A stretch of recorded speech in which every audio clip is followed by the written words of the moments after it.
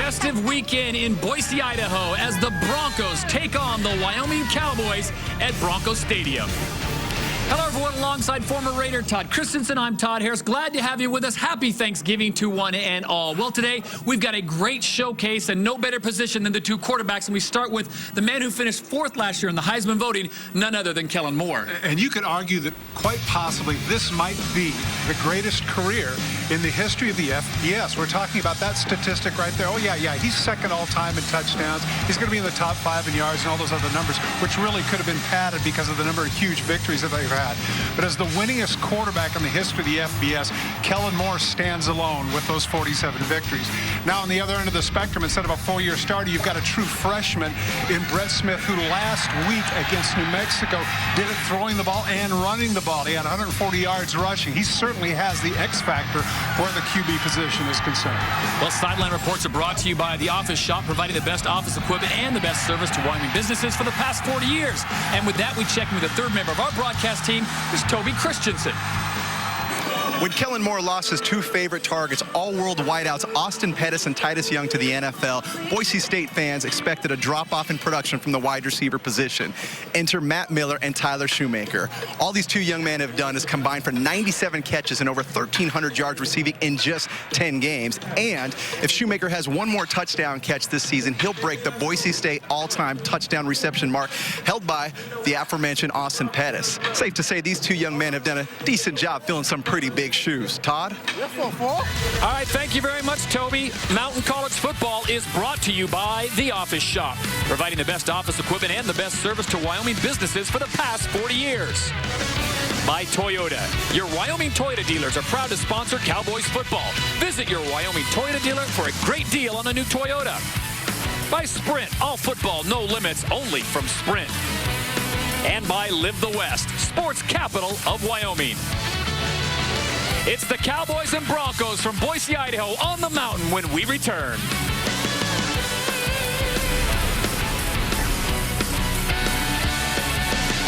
Mountain College football is brought to you by Jeep. Visit Jeep.com or your local dealer. By Idaho Power. Visit Facebook.com/Idaho Power and tell your education story. Your organization could be the recipient of a Powering Tomorrow grant. And by RE/MAX, the sign you want, the agent you need. It's a beautiful day here in the Treasure Valley, Boise, Idaho. Temperatures in the high 40s as we get a look at the keys to the game, brought to you by Ram Trucks. Guts Glory, Ram. Well, for the Wyoming Cowboys, they need to bread it all on Smith. Their leading receiver, Chris McNeil, is out with an injury, as well as their second leading rusher, Ghali Muhammad. So number 16 absolutely has to make some big plays. Charity never fail. If they are second in the nation in turnover margin, they need very much for Boise State to be in a giving mood. As for the Boise State Broncos, well, more is more. The more he gets his hands on the ball, the more opportunities that he's going to present that are going to be of a successful nature. 35 touchdowns, only 6 interceptions on the season. See you after 3. 6 times a game they average 3 and outs does the Boise State defense. If they continue with that, they're going to be successful. Dave Christensen, head man for the Cowboys in his 3rd year at Wyoming. Across the way, Chris Peterson in his 6th season at Boise State with an impressive record of 70-6. Trevor Harmon, the sophomore from Beaverton, Oregon, kicks it away. Trey Norman and Dominic Rufran back deep. It'll be Norman at the goal line. And Norman will take it out to about the 23-yard line as the true freshman from Salem, Oregon, Brett Smith, comes on. Today's starting quarterbacks are brought to you by First Interstate Bank. That's what trust looks like. When you talk about a dual threat, that's exactly what he is. That's the throwing on the season. What you don't see are 500 yards rushing and 10 touchdowns from number 16. So the Cowboys all decked out in their traveling whites. Brett Smith, the quarterback, the lone setback, Alvester Alexander.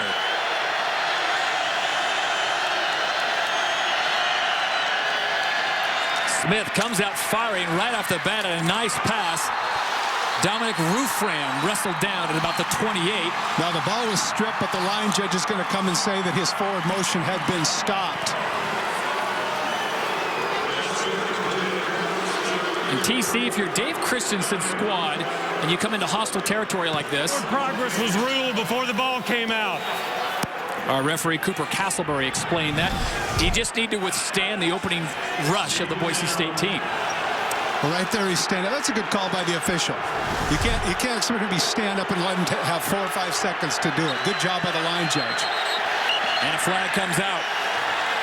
But I tell you what, that line judge really wants to be on television, doesn't he? He gets the first one with the pulling, and now he comes in with the motion. Clayton Curvan called for the false start, the senior from Buffalo, Wyoming. As I was asking you, TC, you come into a place like this with Boise State, hostile territory, you just have to survive that opening, I guess, burst of enthusiasm by the Bronco faithful.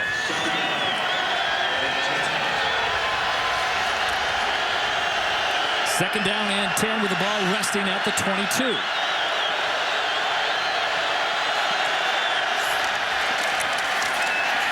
Alexander gets the call. Starting lineups brought to you by Toyota. Your Wyoming Toyota dealers are proud to sponsor Cowboy football. Visit your Wyoming Toyota dealer for great deals on a new Toyota. Well, Brandon Self moves to center. They've had some struggles with the snaps, and a lot of responsibility is going to be on him to protect his quarterback. From the outside position, Huron and Ogbonna have to make some plays. Big third down, 3rd and 8 with the ball resting at just inside the 24. 5 receivers set for the Cowboys.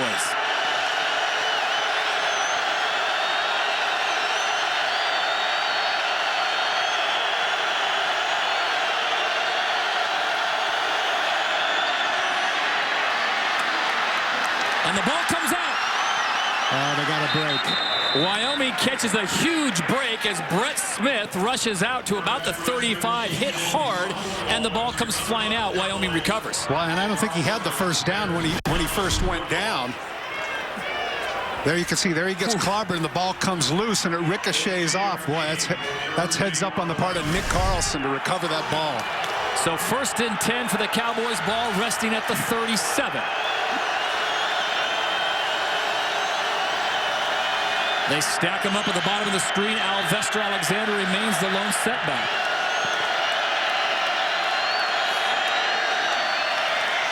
Alexander patiently looking for a spot. He'll get it out to about the 40-yard line as we take a look at the starting defense for the Broncos. When we visited with defensive coordinator Pete Kwiatkowski, he mentioned that Chase Baker was the most underrated of the participants, that he's done a great job two-gapping throughout the season so other people can make some plays.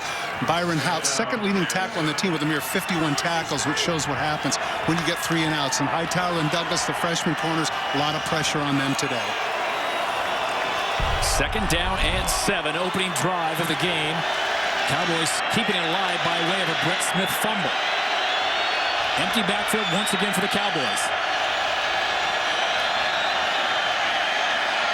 Smith looking downfield, has his man, ball knocked free. Mazi Ogbonna was the intended receiver, and big George Iloka, number 8, came up and just pasted him. Interesting, at least early on, Pete Kwiatkowski, because of the rookie corners, I think, the freshman corners, and in addition to the fact that they want to put some pressure on this quarterback to make him read the zone defenses. That's a lot of blue shirts, but he's able to get it in the window. And I'm not sure that Ogbonna shouldn't have held on to that one, despite the fact that he took the hit. Fabius is the safety that came over and popped him at the end of that play, and that'll bring up a 3rd down and 7 with the ball just inside the Wyoming 40.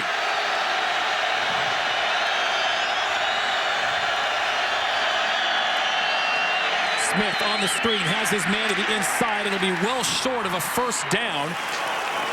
Shea McClellan there to make the stop on number 18, Brandon Miller. Interesting that they had the jailbreak, and you saw the 3-man rush. What a great job of coming back.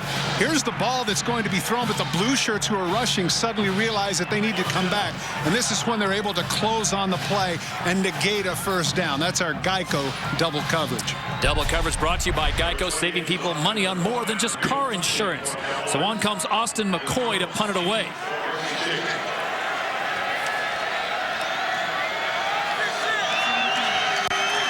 McCoy at his 30 goes rugby style. Mitch Burrows looking into the sun and decides to stay away from it. And that was probably a wise call, TC, because he couldn't find the ball.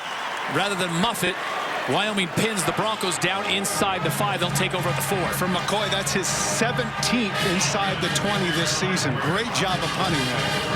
Today's starting quarterbacks are brought to you by First Interstate Bank. That's what trust looks like.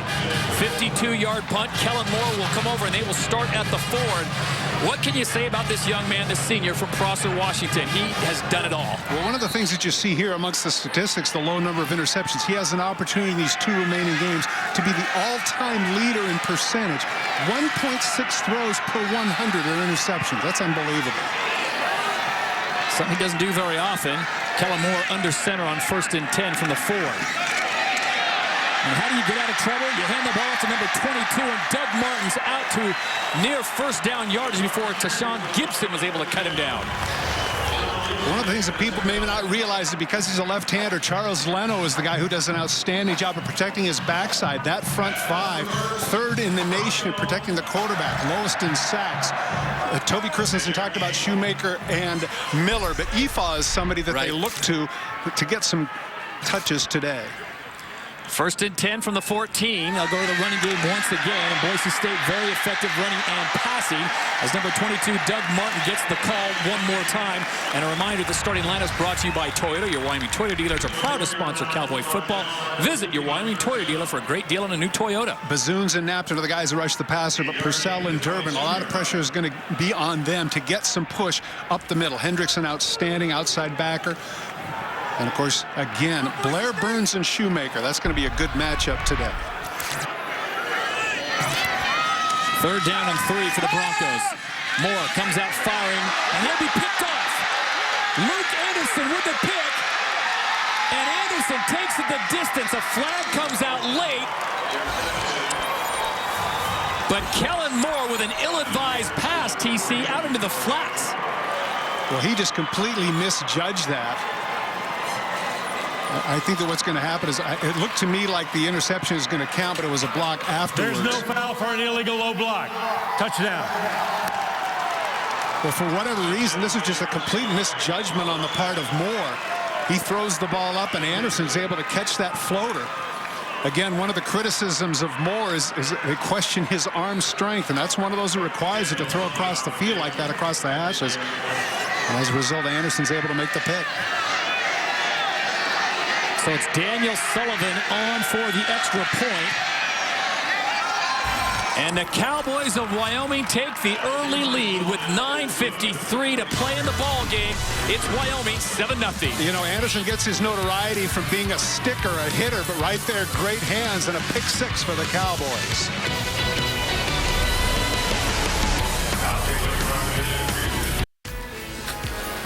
Early on, 7-0 Wyoming over Boise State. Mountain West football continues on Versus Saturday, December 3rd at 2 Eastern, 12 Mountain as the Running Rebels storm into Fort Worth to take on the Horned Frogs. It's UNLV at TCU. College football on Versus. Every game means everything. And I don't know if you'd call him a budding star, but you'd have to say that Casey Pahal, I mean, not budding. I think he's a flat-out star right now. And there's somebody who's a little bit frustrated. May have predetermined his throw there on 2nd and 3 because he just absolutely did not see Anderson, the defender, in the flat. Well, one of the things the coaches told us yesterday, Brent Pease, the offensive coordinator, says Kellen does a really good job of manipulating defensive backs and linebackers with his eyes. And I think in that case, Todd, maybe the sun got in his eyes because did not see Luke Anderson roaming out there. Flat out didn't. You're right. So Drew Wright, Dallas Burrows, 2 speedy return men drop back just inside the 5 as Daniel Sullivan gets set to kick it away here in Boise. Broncos Stadium, early going, Wyoming on top of the 7th-ranked Boise State Broncos.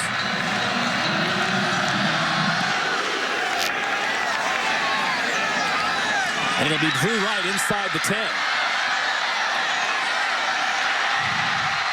Wright gets free and finally thrown out of bounds at about the 33-yard line.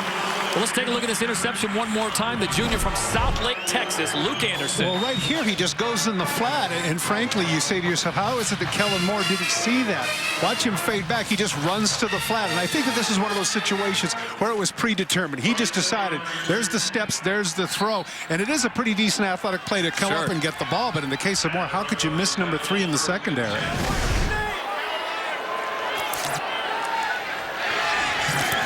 First and 10 from the 34. They'll go back to Martin to the inside, and this is a very, well, you think about the 3 carries that he's had so far, about 60 more yards. Will take him just inside the 40. Now, I'm wondering here at this point, primarily, as you see that number, boy, they live off those turnovers, don't they? Wyoming has just done an outstanding job this year of making the other people give them the football. He's been under center, I think, every snap. Sure. And I'm curious as to why that's the case. Well, Chris Peterson, the head coach for Boise State, said that Wyoming turnovers is something to keep an eye on, but they're so opportunistic. On the fly sweep, Mitch Burrows gets it, and Burrows will take it out to about the 45-yard line, enough for a first down for the Broncos.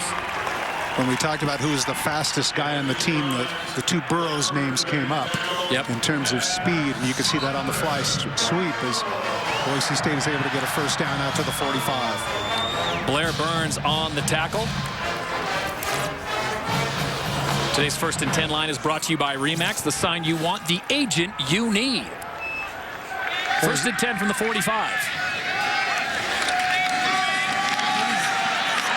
Great job of running by Doug Martin as he gets it into Wyoming territory, taking the first and second hit. Tashawn Gibson finally gets him to the ground, but a nice spin-off by the senior from Stockton, California. He gets a nice gap, but here's what's impressive about number 22 is that lower body strength. There's the first hit, there's the second hit, there's the third, and even there he almost was able to land on his feet. Talking with offensive coordinator Brent Peace, he told us, he said, look from the waist below how powerful number 22 is and how difficult he is to bring down.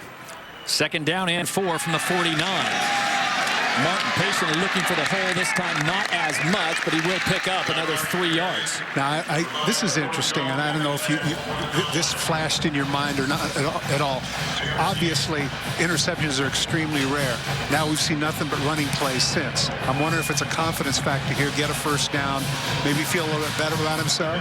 I don't think he has to feel better about himself. He finished 4th in the Heisman last year. He's the winningest football quarterback in FBS history. I know you're playing devil's advocate. Oh, no. I just think that it's that male ego that's so fragile. Third down and 2. They'll keep it on the ground, and they'll go with Doug Martin, who just battery ran up to about the 44. First down. Luke Anderson and Luke Ruff, the 2 Lukes, have to get him to the ground. Here's Kellen Moore's numbers, and we talked about at the top of the show, the winningest quarterback in NCAA history, 47-3. That's a 94% winning percentage. And here's something for those of you stat geeks out there, which is kind of interesting. Those 3 losses, 2 of them by 1 point each to TCU, and the other one an overtime loss to Nevada by 3. Kellen Moore now comes up, finding that ball tipped in the air as he was looking for big number 89, Tyler Shoemaker, and Shoemaker was unable to bring it in. Earlier in the year, I mentioned Nevada in a different context. Nevada was his worst game of the year. We threw for 140 yards. And one of the things that a couple of defensive coordinators pointed out to me with regards to Moore is the ball was floating on him that day. The ball seemed to go away from him. Now, in these 2 throws that we've seen thus far, that's exactly what's happened. We'll have to check in with Toby Christensen down the field momentarily and see what the wind is like. A little breezy up in the press box. We'll find out what the field conditions are like. A second down and 10 from the 44. Breaking it to the outside, a beautiful cutback. And Doug Martin does a fantastic job of just, you give him a little, he'll take a lot. Planting that right foot and cutting up. That's a very difficult thing to do as the defenders go by. It was a 4-yard gain, but that was a play that really should have been stopped in the backfield for a TFL. Instead, now they've got a makeable 3rd and about 6. That'll bring up a 3rd down and 6 now with the ball at the 40, just outside the 40 of Wyoming. Kellen Moore now out of the gun for the first time. Shoemaker in motion. Kellen steps up in the pocket, resets his feet. Flag comes out. Catch is made by Martin, and he's tackled at the 30. But again, a flag was thrown in the backfield. I think they're going to catch Chuck Hayes with a hold. Holding by number 78 of the offense. It's a 10-yard penalty and replay 3rd down. That's Charles Leno, the right tackle. All right, let's check in with Toby Christensen down the field and find out just how chilly it is on the blue turf. Well, it's actually not too bad with the sun out, but we do have a mild breeze right now, and the forecast is called for stronger winds to come later in the afternoon. I'm not sure that that's what's causing the floating throws just yet. There is a slight breeze. Yesterday, there was very, very high winds, and they're saying that it might happen again today. Todd? All right, thank you, Toby. Sideline Reports brought to you by The Office Shop, providing the best office equipment and the best service to Wyoming businesses for the past 40 years. So on the 4th down, Wyoming decides to go for it, and again, Third down, excuse me. The ball sails on Kellen Moore. He was looking for the speedy Matt Miller, and that ball nowhere near Matt Miller's 6'3" frame. Well, the one thing that you talked about at the very top of the show when you said that they have to be able to overcome the emotion in the crowd and everything else, that has happened. The touchdown and the struggles of Kellen Moore, the crowd isn't sure whether or not to get into this game just yet or not. So give Wyoming credit. They're off to a good start. Brad Elkin back to punt it away for the Broncos. Blair Burns, the true freshman, back to receive. He'll take it out from inside the 10. This one will check up and at the line, knocked in bounds. A great job by the special teams of Boise State. Well, this is the expertise of Elkin. He has done that all year long. He has 23 punts, now 24 inside the 20, and now 8 inside the 10. It's one of the reasons why Boise State plays so effectively in terms of getting better field position than the other team. There's a flag on the play, so we'll get the word from our referee, Cooper Castleberry, after a 47-yard punt. You know, I'm guessing on this because his hat is off. I'm wondering if the gunner went out of bounds and ran out of bounds longer than he needed to. Well, the flag's at the 15. As you talked about, the field judge is without a cap.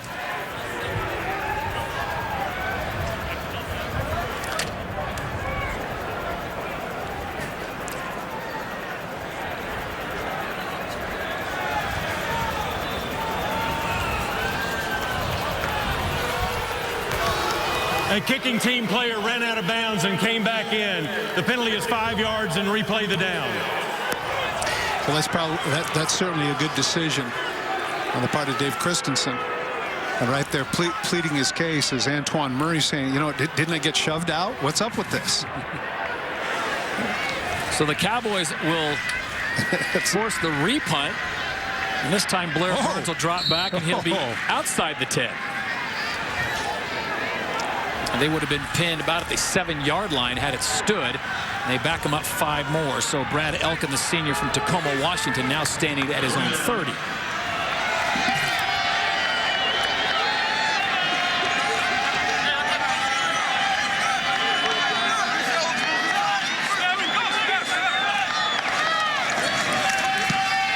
Elkin this time off the left of his foot. It goes out of bounds just short of the 35. So Dave Christensen, a wise call, making them repunt, and Wyoming with great field position already on top, 7-0 with 5:53 to play on a beautiful day at the Boise River here in Boise, Idaho.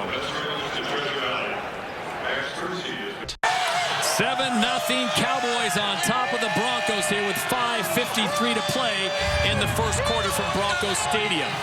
And our out-of-town scoreboard brought to you by RE/MAX, the sign you want, the agent you need. Air Force, Colorado State later on today, part of our triple header, San Diego State and UNLV tonight. First and 10, Smith comes out firing, has his man, stays on his feet. A great job by number 2, Mazi Ogbonna. Byron Hout finally able to knock him out of bounds. TC, let's go back to that punt.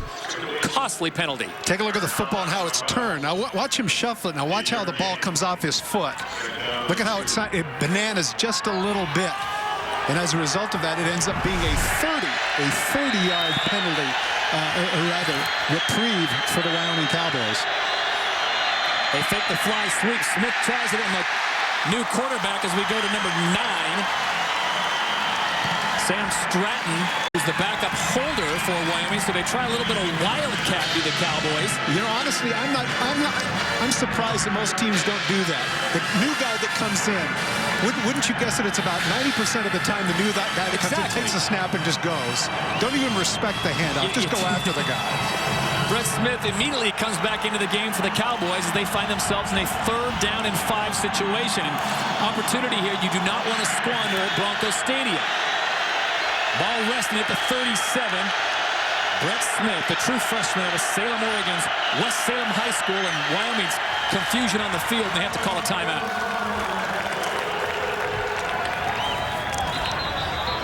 So as the Cowboys talk it over on a 3rd down and 5, we'll step aside. Cowboys on top of Broncos here on the mountain.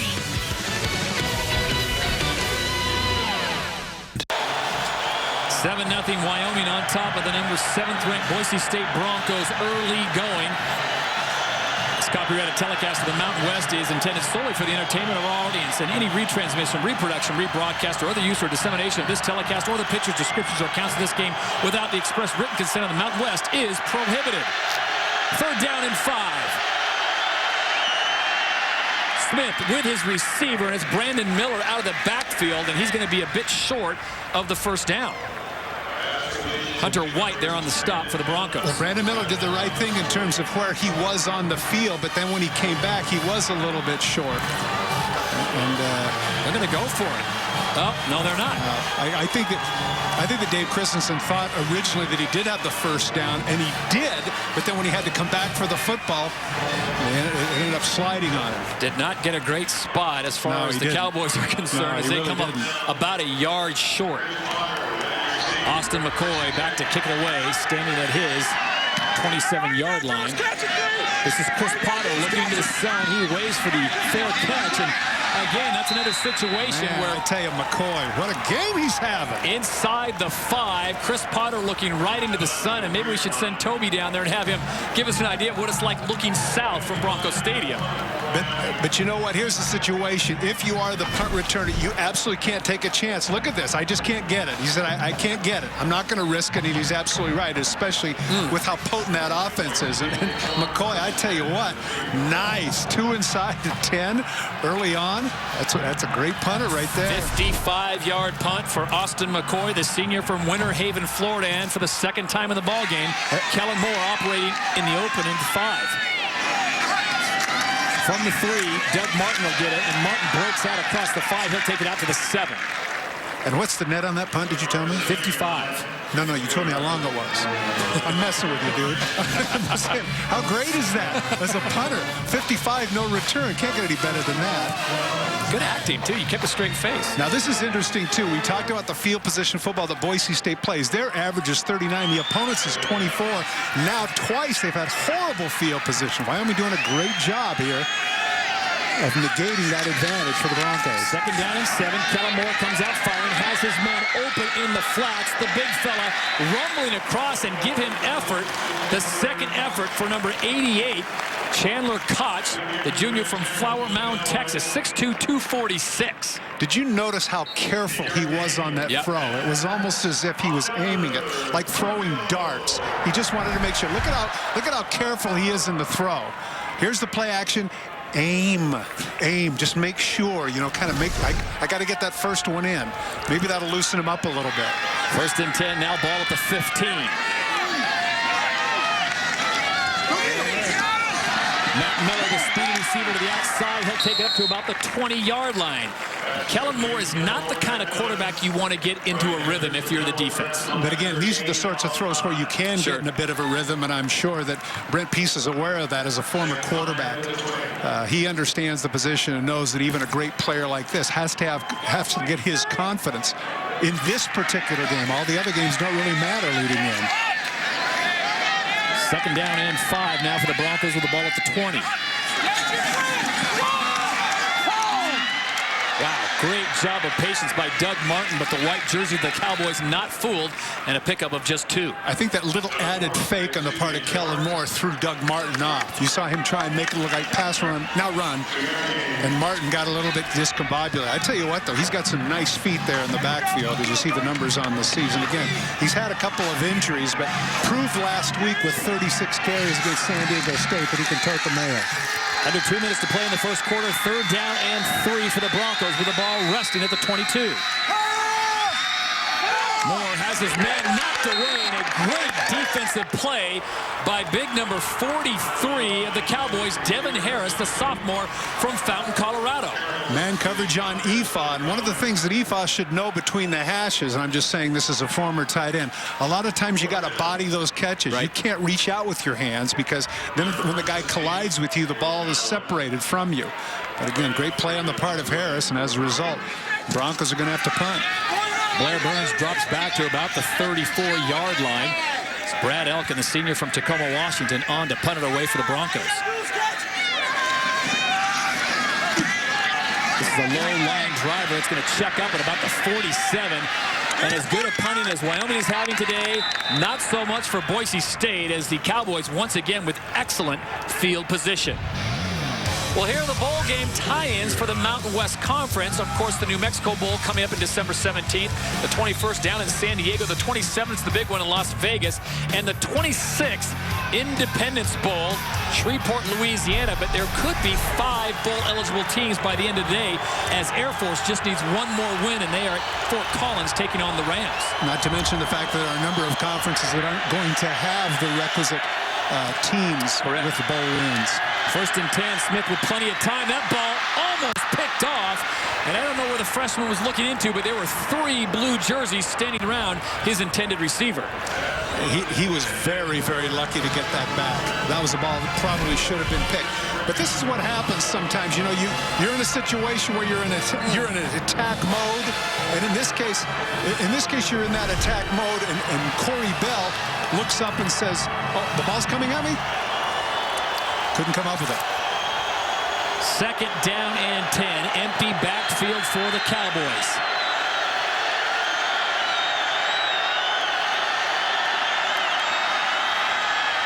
Smith stands tall, has his receiver out to midfield, so a nice pickup on 2nd down for the Cowboys. Brandon Miller once again as Ricky Chongachu, defensive tackle, makes the stop. What a nice move by Miller, feeling the ball, feeling it. Watch him make the catch and then watch the move right at the end, or right at the beginning, because he feels the body coming at him. Right here, now watch the move. Boink! He knows he's able to avoid him, get that extra yardage. That's our Geico double coverage. 3rd down and 3, ball at the 49. Smith changing the play.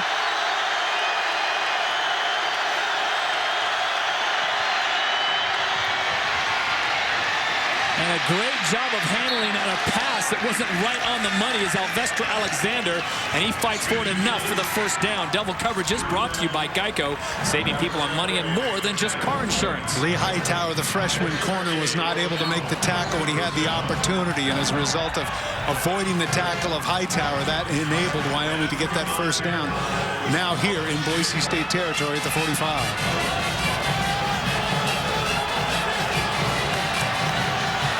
The best defense today for the Cowboys has been a stingy offense, staying on the field and keeping Kellen Moore off the field. Pump fake for Smith. He looks down deep, has his man down the sideline, and just overshoots him. Mazi Agbana was the intended receiver, and we'll check in down on the field with Toby Christensen. Interesting fact here, Boise State this season in 2011 has scored a touchdown in the 1st quarter of every single game. In fact, there have only been 3 quarters this season in which they haven't scored at all. And with just 16 seconds left, unless they get a big defensive touchdown right here, looks as if that streak's coming to an end. Todd? Thank you, Toby. Sideline reports are brought to you by The Office Shop, providing the best office equipment and the best service to Wyoming businesses for the past 40 years. 2nd down and 10.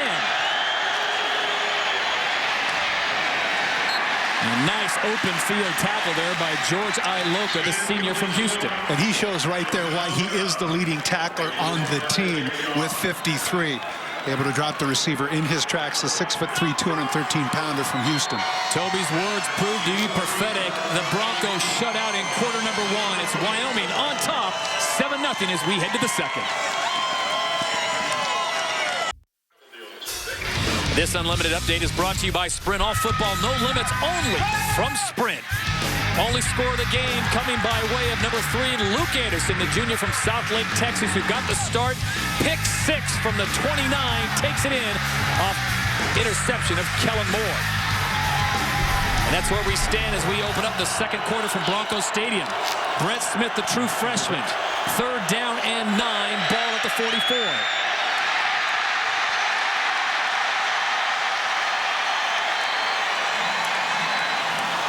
Beautiful play by Aaron Tevis. How about this? Well, you know what? They had been doing so much in terms of, now that's, you know what? That's a rookie mistake. Let the ball fall. Let the ball fall, and you go back to the original line of scrimmage. That costs them about 10, 15 yards. But you can understand the ball's in your hands, and that's just what you want to do.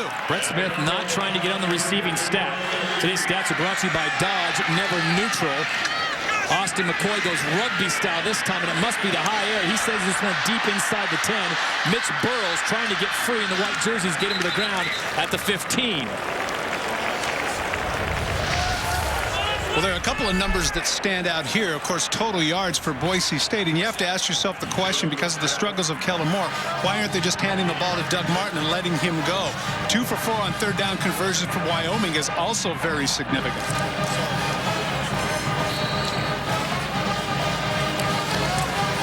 Something else to be pointed out that you didn't see there is the fact that we talked about Boise State and their starting position. Their average starting position has been at the 13-yard line, and look where they are again at the 16, whereas Wyoming has been starting at their own 32, nearly 20 yards better. DJ Harper into the game, gets his first carry. Number 7 will get it out to about just inside the 20, make it the 18-yard line. Harper, the senior from Cypress, Texas.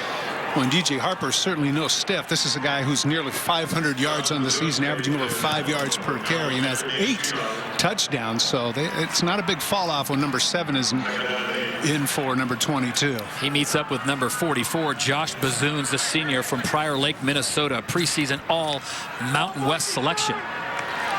2nd down and 8 now with the ball resting at the 18. Empty backfield for Moore. With time, looking downfield, has his man across the middle. And we said it before, you don't want to let Kellen get too warmed up as he finds Kyle Efaw. Devin Harris makes the stop, 14-yard pickup. Well, one of the things that we talked about at the top of the show, courtesy of offensive coordinator Brent Pease, is he mentioned that there's going to be a little more throws to the tight end. There have been 3 already here, with the game only a quarter over. Toby Christensen had talked about the wide receivers, and they certainly are still going to play a crucial role, but it is interesting trying to get the tight ends the ball. Harper the carry off the left-hand side. And he'll be pulled down at about the 33-yard line. Brian Hendricks, number 8, there to make the stop for the Cowboys. One of the things that Wyoming is able to do, despite the fact that they don't necessarily have the foot speed of some of the other defenses, they do a great job of spreading things out. Some people get a little bit confused, but they do not get to the outside. And as a result, Hendricks able to make the tackle for a minimal gain. 2nd down and 8 with the ball resting at the 33. Harper stays in the backfield with Moore. Kellen with a bullet across the middle. Beautiful pass to his brother Kirby Moore, number 34, the sophomore at Prosser. Today's 1st and 10 line is brought to you by Remax, the sign you want, the agent you need. So after the more-to-more connection, it's a 1st down Broncos. Hey, you know what? You have struggles in life, you got to go to family, right? You've been waiting all day for that, haven't you? No, not all day. Just about a quarter and 3 minutes. I'm going to let you throw it down to Toby. 1st and 10 now with the ball at the 43. High snap. Kellen does a great job of handling the snap, and then as a veteran move, just puts it on the turf. Well, that's the sort of interruption that Chris Peterson, the head coach, is not very tolerant of. The snap is just way, way high, makes the catch, and just decides to play it safe. Corey Wyarty is the center for the Broncos, number 74, the senior from Palmdale, California. So that'll bring up a 2nd down and 15. DJ Harper now goes into motion for the Broncos. Moore with an empty backfield. Beautiful pass down the middle, but once again, he was looking for number 89, Tyler Shoemaker, and he was bracketed effectively by a pair of Cowboys. Had in double coverage, and Shoemaker is one of those guys that usually has the great hands. Tries to thread the ball just a little bit too far. I give credit to Shoemaker. That's a temptation for wide receivers to get the alligator arms, that part of the field. But he was courageous enough to stick his arms out there, just couldn't come off the catch. Luke Ruff and Corey Jones on the coverage. That'll bring up a 3rd down and 15. With time across the middle, ball comes free. And they're going to say that's an incomplete pass. He had Tyler Shoemaker, the senior from Meridian, Idaho, looked like he had the ball in stride, just couldn't bring it in as we check in down on the field with Toby Christensen. Well, I've never been one to make excuses for a wide receiver, but every time they're turning in and they're looking to the south end zone, especially the southwest area, the sun's pretty bright right there. And Shoemaker on that last one where he went into traffic, that was a tough one, looking right into the sun. The former standout wide receiver for the BYU Cougars knows what he's talking about as flags come out.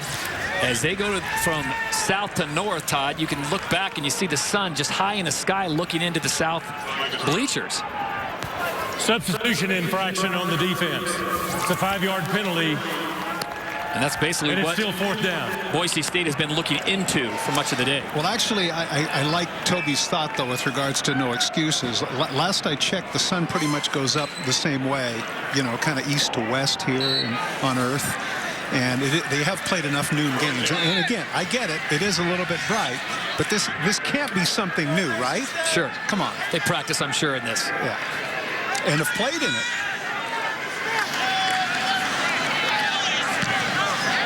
Brad Atkins set to put it away this time. A much better kick. Unfortunately, it goes into the end zone. They'll bring it out to the 20.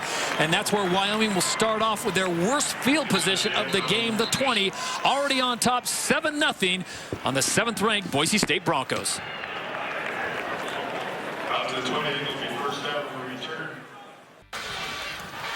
This look at Laramie is brought to you by Live the West, sports capital of Wyoming.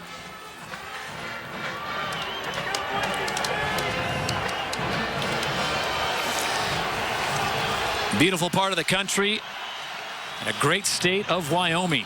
And we're just one over here in the Gem State, Treasure Valley, Boise, Idaho, Broncos Stadium, 7-0. Cowboys on top of the Broncos alongside Toby and Todd Christensen on Todd Harris. 1st and 10 from the 20. The ball is given to Alvester Alexander, and he gets maybe 1.5 yards on that carry off the left-hand side. You know, we talked to Pete Kwiatkowski, the defensive coordinator. We talked about, you know, if Alexander were to get 80 yards, but you're able to contain Smith, would that be okay? And he says, yeah, absolutely. He would much rather have a situation to where the Smith does not have those 3rd and 6 conversions where you do everything right and the quarterback is able to get a 1st down. Playing on a thin secondary are the Broncos. 2nd down and 8 now with the ball resting at the 22.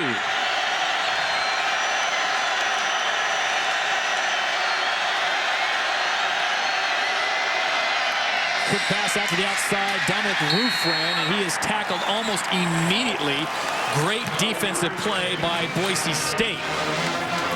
Well, for one of the things that's happening here with Dextrell Simmons is that he's making plays out in the middle of the field one-on-one.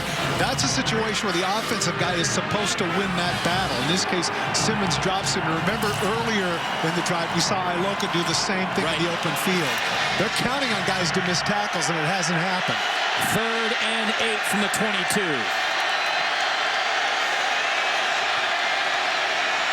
Smith with time, looking downfield, has his receiver, but was he in bounds? Oh, there's a little.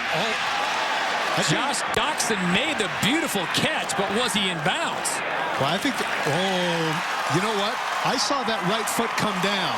I got to tell you, one of the beauties of that blue turf, man, is you can see that white. Take a look. Now, remember, this is college football. It only has to have the 1 foot in. Doxson catch. Take a look at that one. Take a look at that one. George Iloka was on coverage, and Todd, you put it out, the blue turf. Do you see blue on the right-hand side? Now, the one thing that I was thinking about is it looked like the left foot might have just grazed the sideline just a little bit. Watch the left foot right there. Okay, now is there separation between? Can you see a little blue? I see a line of blue right there. You see a little blue? They could possibly reverse that one. Well, the ruling on the field by the line judge was out of bounds. Oh, man, that's close. Some of the finest cameramen in the business from the mountain have some great shots, and I think that back reverse angle is going to be the one that's going to be the determining factor. They have to have enough visual evidence to overturn the call on the field, which was out of bounds. Now here, but you know what?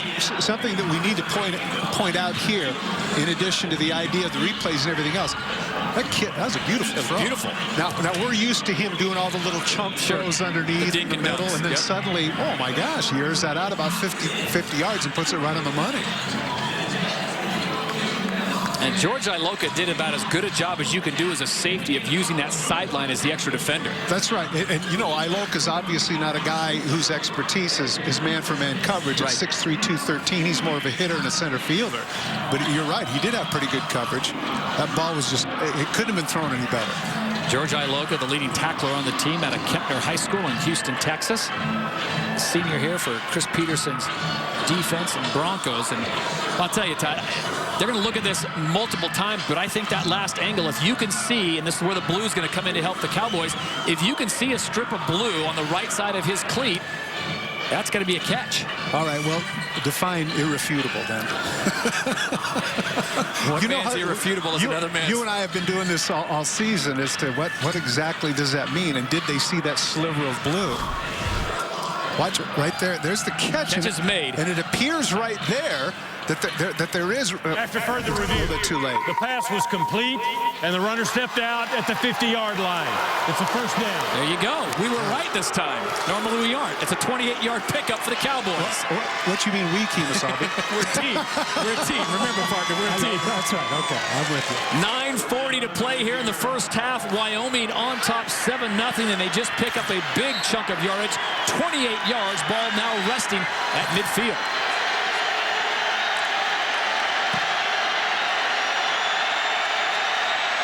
Smith quickly out to the flat, has his man, Roofran. Oh, my. Dominic Roofran is met rudely by Travis Stanaway, the senior from Clyde Hill, Washington. And Boise State needs to have something like that to get the crowd ignited, to get things going. Doxson comes on the other side and has a nice block downfield to enable Roofran to get a little bit of room, but he couldn't do it. Well, you made mention during one of the commercial breaks, and you asked me, do you think Boise State looks a little flat? I don't know if it's the tryptophan of the turkey or what, but I totally agree with you. As they bring on Sam Stratton again at quarterback. And again, Sam Stratton's going to run. This time he will pick up some yardage. He's got some wheels with the stiff arm. Can't stay in bounds, but a nice job, and the flags come flying. Okay, but here's the problem, and this is unfortunate for the defender for this vantage point. He's out of bounds, and he comes back in, and he's not sure as to whether or not the whistle is blown or not. They might want to revisit this, because this is that's a tough situation.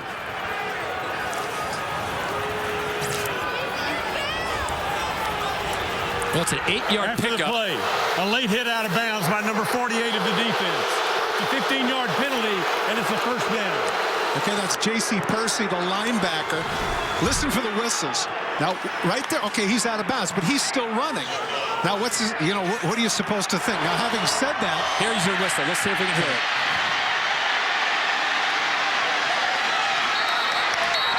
Okay. That's tough. That's a tough one. That's a tough one.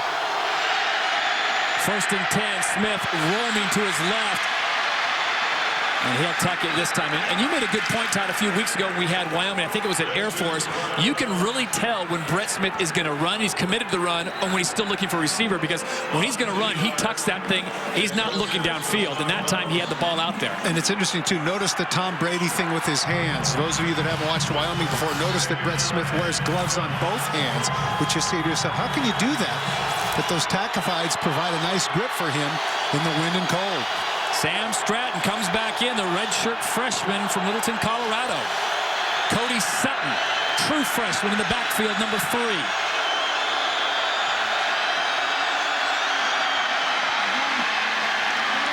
Sam Stratton once again proving Todd Christensen's theory correct. When he comes in for the Wildcat, he's going to run.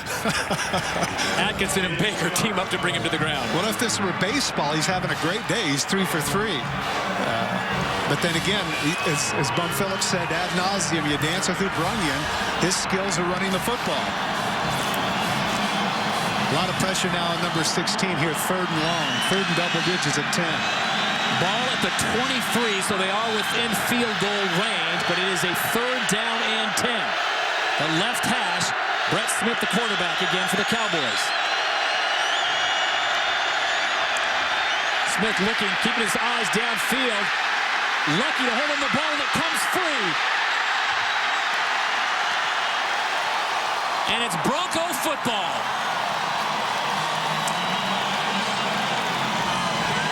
Now mark this play down, those of you that are watching this football game, as a possible turning point. Here's Wyoming, as you pointed out, Todd, adroitly they're in field goal position. Watch Smith take off. He doesn't feel that from the backside. The strip is made and the ball comes loose.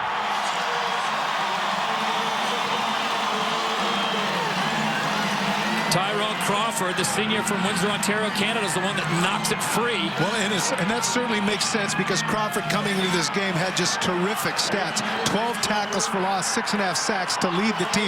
He'd been injured all week and hadn't been able to play. We talked to the cognoscenti here in Boise, and they said, well, he might have some spot duty. Well, that was a good spot for him to be in this football game. Boise State now takes over. Kellen Moore with pressure. That ball knocked away, well defended by number 4, Tashawn Gibson, as he was trying to get it to Tyler Shoemaker. Well, again, one of the things that they've been able to do so effectively is that they've been able to protect the quarterback, not this time. Penetration, pocket breaks down, and you're right, he almost throws that pick. Napton, Purcell, all in there. So on second down, they go back to the running game. Doug Martin with the carry out past the 20. Well, one thing that I think that when you get a game plan together, and far be it for me to ever suggest or second guess a game plan for Boise State, but let's not forget, Wyoming's giving up over 200 yards a game rushing. Why wouldn't they continue to utilize the running game? Because Martin at this point averaging about 6 yards a carry. No question about it. On third down and 3. Kellen Moore looking, has his man in the release. It's Doug Martin who covers up wisely. He'll take it out to about the 31-yard line. First down. They move the chains for the Broncos. Brian Hendricks there on the coverage. Inside Broncos Stadium on a beautiful crisp day. Todd Harris along with Toby and Todd Christensen. This is Mountain West football. The number 7 Broncos in trouble early to Wyoming as Kellen Moore finds his receiver once again complete out to the 35-yard line. That's a nice catch by Burrows there. That ball is thrown a little bit off, and on a day like this that's cold and windy, to catch that one in your hands that's a tough gig. Chris Peterson and the offense go to change of pace here. The fake back to the running game off the left-hand side. This time it's DJ Harper, and a great job by Wyoming's Brian Hendricks to stay home and make the tackle. You know, Harper obviously is a quality back, but there's just a step missing compared to Martin. I don't know if Martin hurt or catching a rest. At this point, 10 carries for 51 yards. Third down and 4. Kellen looking downfield, has a man wide open. DJ Harper unaccounted for out of the backfield, and it's another Bronco first down as they move into Cowboy territory. Well, they're able to spread out the Wyoming defense, and as a result, you pointed out, watch the bottom of your screen. Harper's just going to go on a loop route. Anderson, look at how far that he has to go to run to go after it. It's a long ways to go for the safety, and as a result, it's a Bronco first down. And Wyoming trying to stem a little of this momentum, opts to use a timeout. Cowboys on top 7-0, but the Broncos are roaring back with momentum. We'll be back to Bronco Stadium after this quick break. Today's Powering Education is brought to you by Idaho Power. Visit Facebook.com/Idaho Power and tell your education story. Your organization could be the recipient of a Powering Tomorrow grant. Almost without fail, when we go and travel to these various and sundry teams, the best grade point average is found in an offensive lineman. I have a theory on that. It's because of the fact that they don't get a lot of attention, you know, that they have to labor in obscurity. That defines studying. Nate Potter does that indeed. DJ Harper off the right-hand side stays on his feet. He muscles it out to about the 40. So the momentum once again staying with Boise State after the Wyoming timeout. B.J. Sumster on the stop. Well, check out Potter. He's not just an academician, but he's able to get his man to the outside and create a little bit of a chasm for that 7-yard gain. Second down and 3. Moore once again finding the connection with DJ Harper. That'll be a first down for the Broncos as they move the chains yet again. And this hurry up has been a very good decision on the part of the Bronco offense, because you have the Cowboys. They can't shuffle personnel. They have to keep the same people in, and this is where they're able to create some of those mismatches with backs on safeties. First and 10 now from the 32. Harper this time just bowls his way forward. He'll pick up 3 more yards.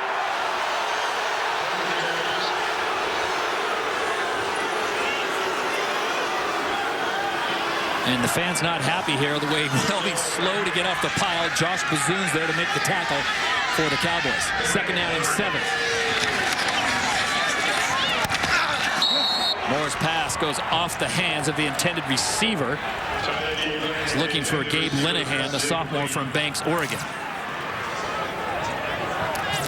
one of the things at this point, which is, again, Toby Christensen made reference to it earlier with regards to the sun, but the contributions of Miller and Shoemaker at this point, I think, are non-existent. So Boise State slows down momentarily. Huddles up with just about 4:33 to play here in the first half. Todd, this could be 4-down territory. Absolutely. 3rd down and 7 now. Kellen Moore looking left, coming back right. Has his receiver. Catch is made inside the red zone. 1st down for the Broncos. And Tyler Shoemaker gets his first catch of the day. Well, of course he did. I just said that he hadn't made a contribution up to this point. And this is where Moore is at his best. Watch what he does with his eyes. Watch him look to the left. That's where I'm going to go. Oh, maybe not. I'm going to come back. He looks the safety up, and despite the 3 white shirts right there, able to deliver the ball right on the money. Luke Ruff on the coverage for the Cowboys. It's a 1st and 10 now. Ball resting at the 16 of Wyoming.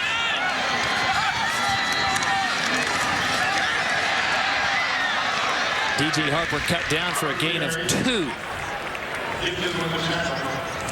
Yeah, it's interesting, all those machinations in the backfield, and Wyoming wasn't fooled at all.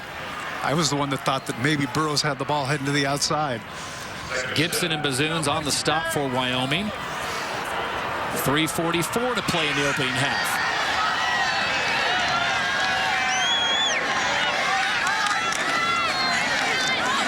Second down and 7. Harper. And Harper wrestled down at the 7-yard line.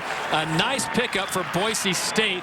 Let's go back and take a look at Nate Potter, the senior from Boise, Idaho, the All-American candidate at left tackle. Well, he shows his athleticism here as he's able to come all the way around. At 6'6" and 290 pounds. That's a tough gig, but he's able to seal that hole inside. And give credit to Tayshaun Gibson. He looked like he was completely blocked, but he came off the block and helped the tackle to prevent the first down. 3rd and short. Doug Martin takes it inside the 5. It's a 1st and goal now. Luke Anderson on the stop. Well, we decided that he was going to be the star of this particular drive, and why not? Does a sealed block and enables Martin to get to the outside. And, of course, maybe that's the reason why they've been resting Martin for a crucial situation like this. He's able to stick his shoulder down and be fresh and get the ball inside the 5. Potter's numbers in the classroom are impressive, but he's 6'6", 295 at that left tackle position. 1st and goal now from the 4.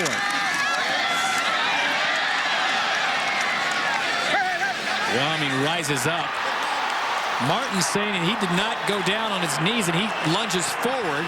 The officials have another story as they'll mark him down at the 3. Maybe you can decide for yourself. Martin, remember, this is a guy, we're talking about the strength in his lower body, and at 5'9", 215. Let's see if the knee goes down. I think he's got a point. He's got a point. There's the left knee. Yeah. There's the left knee inside. You sold it for me for a second, Doug. Well, but even, you know what? Even so, you could get that line there too early in the game, sprinted in and said his forward motion was stopped. 2nd down and goal. Martin, he'll be stopped short. He's cut down just inside the 2. Now, this is going to be an interesting decision on the part of Boise State in terms of whether or not it could be play-action pass, because they have to be frustrated here on these last 2 carries because Wyoming's front 7 has really held up well. Gibson, Hendricks, Bazoons, Napton all doing a great job on this drive, limiting the big runs by Boise State. This is the 17th play of the drive. And Chris Peterson had to run all the way down to inside the 5 to get that timeout called. So we'll step aside on a 3rd down and 2. 1:14 to play in the opening half, and Boise State still looking to get on the scoreboard. Coming up on Ram Trucks Halftime Live, join Roger Bailey, Ted Sundquist, and Reggie Rivers as they break down the first half and take a closer look at how Boise State is turning itself into a greener campus. That's all coming up. Ram Trucks Halftime Live. About 1:14 to play here in the first half. Wyoming on top, 7-0. And Toby pointed out that it's been a long time since Boise State had been shut out in the first quarter. How long has it been since they've been shut out in the first half?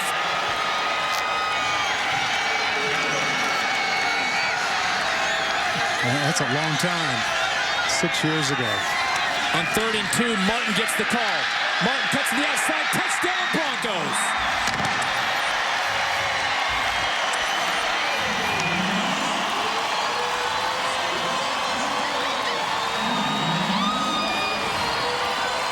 Go with who brought you to the dance, as my partner said earlier on, a senior from Stockton, California, punches it through from 3 yards out.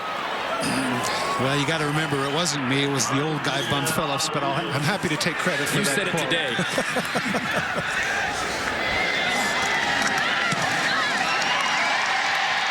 Extra point up and good by Michael Frasina, the junior from Brea, California. And with 1:10 to play in the first half, we are all tied at 7. You know, this is impressive. We talked about his ability to put his foot down. He wants to cut inside, but he sees a white shirt. Bounces a little bit to the outside of Hendricks because he knows if he takes him on head-on, Hendricks at 6'3", 235 might be able to stop him. Instead, he plants, gets to the outside, and goes in standing up. This drive summary is brought to you by Jeep. Visit Jeep.com or your local dealer. 17 plays, 606, 87 yards. Martin punches in, and remember, this all started back in the red zone when Brett Smith had the ball knocked free. Now, this kick return is going to be significant for this reason. This is going to dictate as to whether or not Wyoming might take a shot at their 2-minute offense. If they have to start at their own 20 or inside, they're likely not going to do that. But if they're able to get outside the 30, they might give Smith a shot at it. So Trevor Harmon, the sophomore out of Beaverton, Oregon, tees it up. Waiting for the kick, Dominic Ruffran and Trey Norman.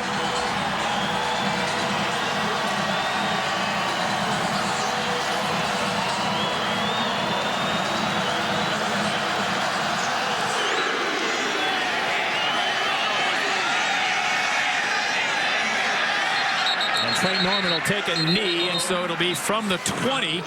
And that's where Wyoming will take over with 1:10 to play here in the first half. Well, triple header today on the mountain. Air Force heads up to Fort Collins to try to get bowl eligible at the expense of the Rams. And then tonight, San Diego State traveling to the desert to take on Bobby Houck's UNLV Rebels.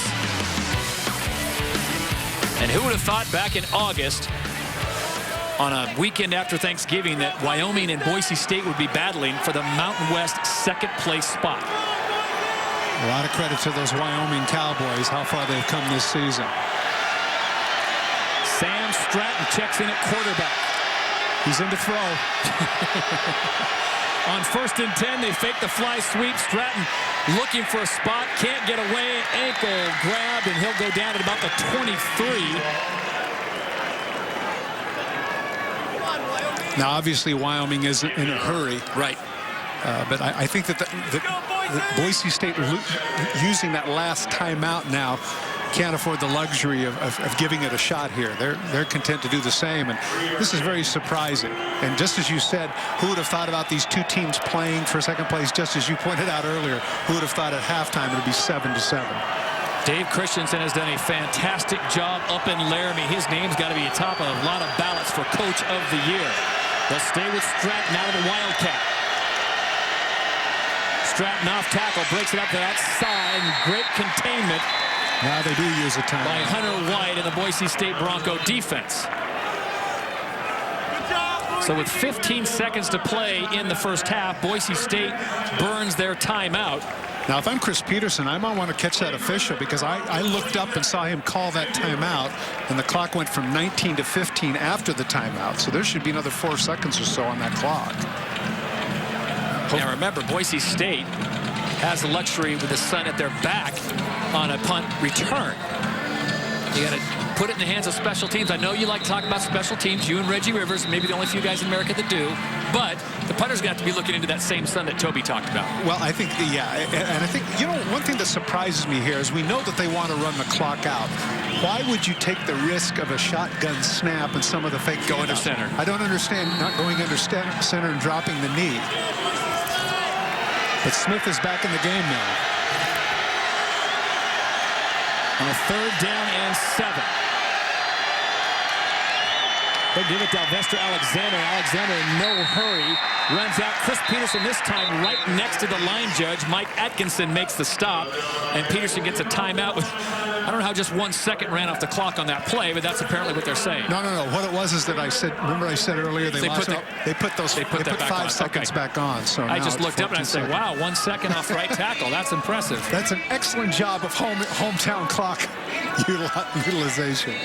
Well, Coach Peterson has had some very talented players in his time, and maybe one of the most talented is the winningest quarterback in NCAA history at 47-3, none other than Kellen Moore, and it's a good time to update Todd's picks for the Heisman.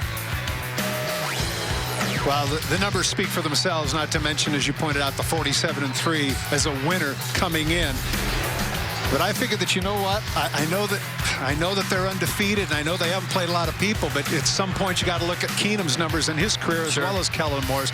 If the judgment is simply about the best player, it might be Robert Griffin III. No question about it. Good point.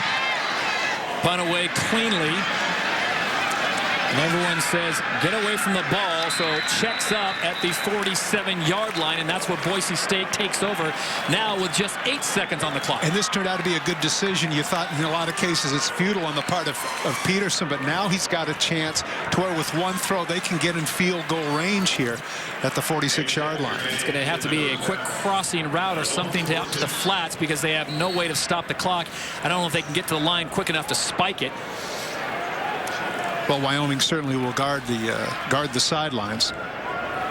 Or do you let Kellen Moore take a deep shot with maybe a Matt Miller or Tyler Shoemaker? No, that's too predictable. I just didn't want to be agreeable. Kellen Moore flushed out from the pocket, running. And this ball nowhere near the intended receiver with 1 second left on the clock. He was looking for Tyler Shoemaker. I'm really surprised at the pass rush that Wyoming has been able to generate. I understand that Moore hasn't been sacked, but he has been hurried and bothered here in the first half, and his numbers reveal that. And you talked about NFL scouts watching everything that Kellen Moore does. He is a winner, but that time as he's rolling out to his left, throwing on the go, he's just unable to get enough on it to get it to Shoemaker. Final play of the first half. Moore running left. He'll let this one fly. Ball tipped away and caught. And it's caught right at the goal line. Did it cross the plane and say yes?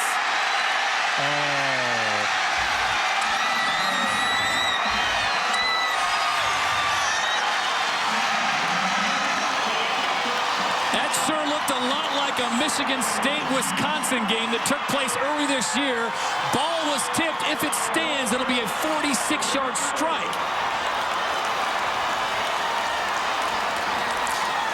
You know the phrase, better lucky than good? Well, there it is. The ricochet just falls right into his lap. If nothing else, they probably could have called a pass interference because it was a nice push-off on Gibson. There I think he's in. No, he is. He's across the goal line. You know what it reminds me a little bit is that pro game, I believe it was the Texans, and in fact it was Glover Quinn, a former Lobo, who bats the ball, is trying to bat the ball down and bats it right to the receiver. Matt Miller, the redshirt freshman from Helena, Montana. This is called keeping the play alive, just laying on his back on the blue and orange turf, and look what comes to him. Oh, man. You know, we said, why not take a shot with Shoemaker and Miller down the end zone? That's not what I meant by a Hail Mary. Just go down to the goal line and lay down. Well, no. Take credit for it, man. That was amazing. Put that on your highlight reel of the day. Miller on the ground, and come to me. And this is one of the reasons why they tell you that when you get to the ball, in this case, After Gibson. further review, the ruling on the field stands. Touchdown. What I was about to say is this is one of the reasons why they tell you just to bat the ball down. It was obvious in that case that Gibson is trying to make an interception. Now, by trying to make an interception, he softens the ball. And then when he pats it up in the air, the ball is, if he just lets this go, right here, watch. If he just lets it go, they got no shot. The ball is just into the end zone. Instead, goes for the interception, softens the ball, pats it in the air. An absolute gift for the Broncos.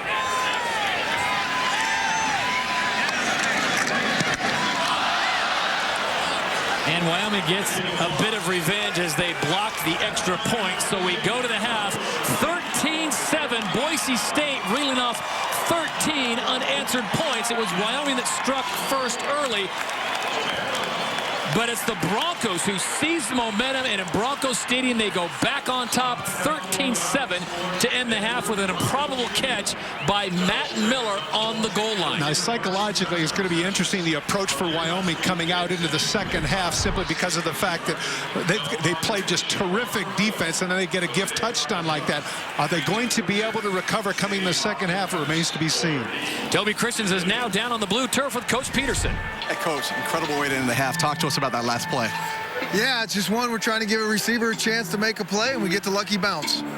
To what do you attribute the slow start for the offense? I think Wyoming's doing a good job, and we're hurting ourselves with penalties and, poor field position. They're winning those two battles right there. Just 86 yards and 5 first downs defensively. Talk to us about the play of your defense. Yeah, they're playing good. We got to get something going on offense. Thanks a lot, Coach. Good luck in the second half. Sideline reports are brought to you by The Office Shop, providing the best office equipment and the best service to Wyoming businesses for the past 40 years. Your halftime score, Wyoming 7, Boise State 13. Time now to throw it to our studios in Denver. Ram Trucks halftime live. Guys, it's all yours.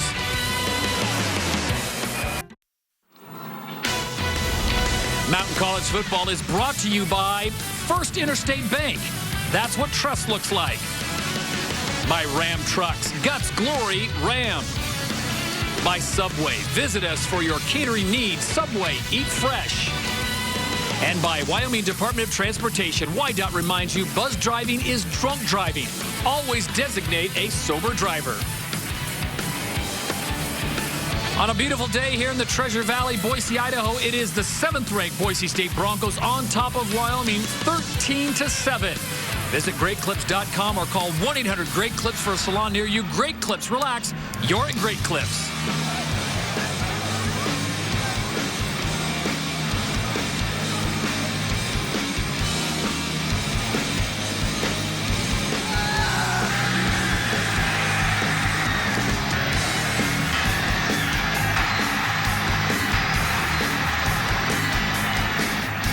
Halftime here in Boise, Idaho, alongside Todd Christensen, Toby Christensen reporting from the field. I'm Todd Harris. Glad to have you with us on a chilly post-Thanksgiving day, and what a wild finish to the first half.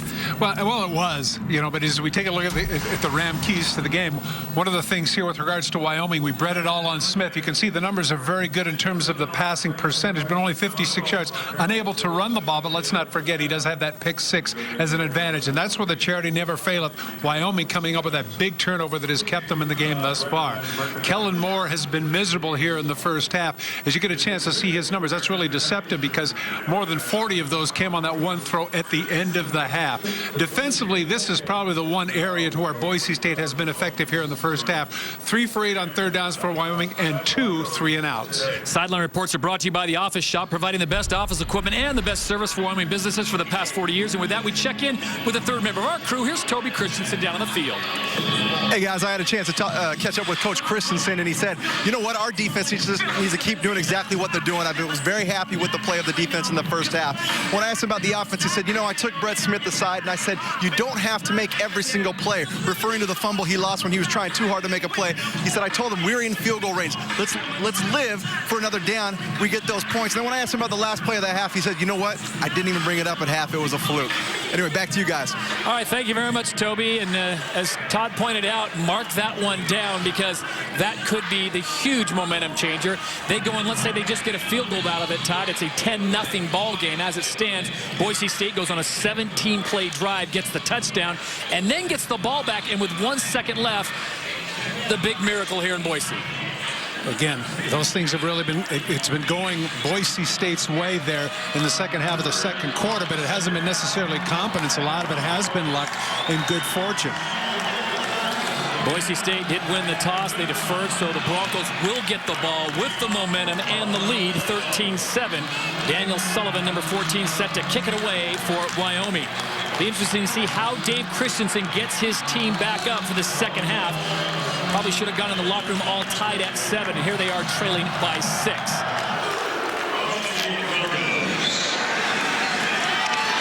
Mitch Burrows takes the kick short. Stays on his feet, finally brought down at the 34-yard line as a late flag comes flying in.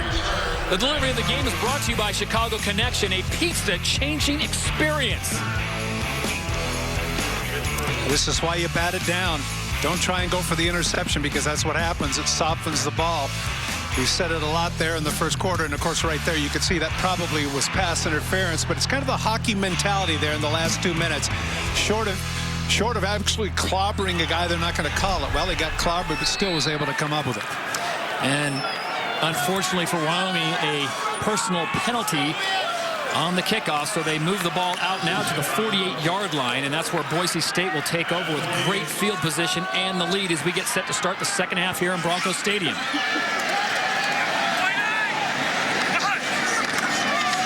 Doug Martin off the left-hand side. Martin with room to run, still on his feet. Martin finally brought down at the 35-yard line, and Corey Jones, the linebacker, had to do everything he could to wrestle Martin to the ground. Well, the one thing that has been effective offensively for Boise State in the first half was the running of number 22. And the blocking at the point of attack is excellent. Watch him break through to the second level and cause some problems. Right back to Martin. Big hole for Martin as he steps over one tackler. Cut down to the 28 by Tashawn Gibson. I think one of the other things, too, is that you get this going and they stay with it. Yeah. They stay with the hurry up, and that keeps the defense on their heels. They don't get a chance to regroup. Change of pace offense right off the bat for the Broncos. They go to a 5-receiver set with the ball resting at the 28-yard line on 2nd down and 4. Moore across the middle, has his man. Shoemaker with a little shake and bake down to the 10. Now, what Boise State does in that circumstance is they spread them out a little bit, and if you notice that Shoemaker, the slot receiver, he's going to be covered by number 8. That's Hendricks. And that's just a complete and utter mismatch for Hendricks of trying to go out on Shoemaker, and the result is a first down now for Boise State just outside the 10. Well, Hendricks is the leading tackler for the Cowboys, but get him in space against a guy as speedy as Shoemaker, that's a difficult call, as you pointed out. 1st and 10 now, ball at the 11. Kellen goes under center. Doug Martin up the right-hand side, stays on his feet, and Martin once again, by all rights, TC, probably should have been down at the 9, and he gets it down to the 5-yard line, a 6-yard pickup. And this is what really hurts a defense, and that is that you make a collision with the guy, but he keeps going. You know, that those yak situations aren't just about receivers. In a lot of cases, they're about running backs, too. That should have been about a 1 or 2 yard gain. Instead, it turns into a 5. 2nd and goal, just about the 6-yard line. Kellen with the pitch. Doug Martin off the right. Martin stringing it out. This time he's sacked right about the line of scrimmage. Number 44, Josh Bazoons, who's had a quiet day so far. Very talented young man, and Boise State doing a good job of staying away from his neighborhood. Excellent job by the white shirts. In this case, you mentioned Bazoons. They string him out, and Bazoons, despite being a defensive end at about 260 pounds, is able to be quick enough to get to the outside and make the stop and force the 3rd down. So 3rd and goal from the 6.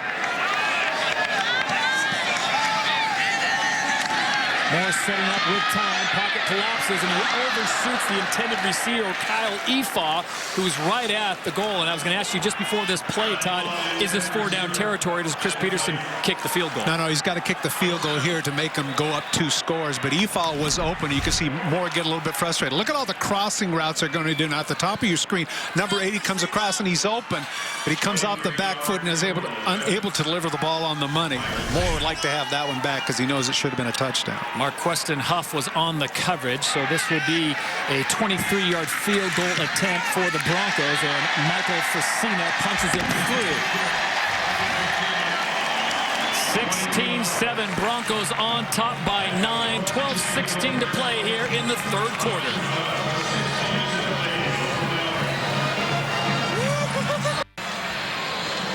Back at Broncos Stadium, 16-7. Broncos on top of Cowboys. The out-of-town scoreboard is brought to you by Remax.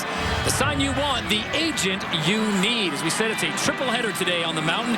Coming up, Air Force Academy travels up the 25 to Colorado State. And tonight, San Diego State heads to Las Vegas, 8 p.m. Mountain Time, SDSU at UNLV.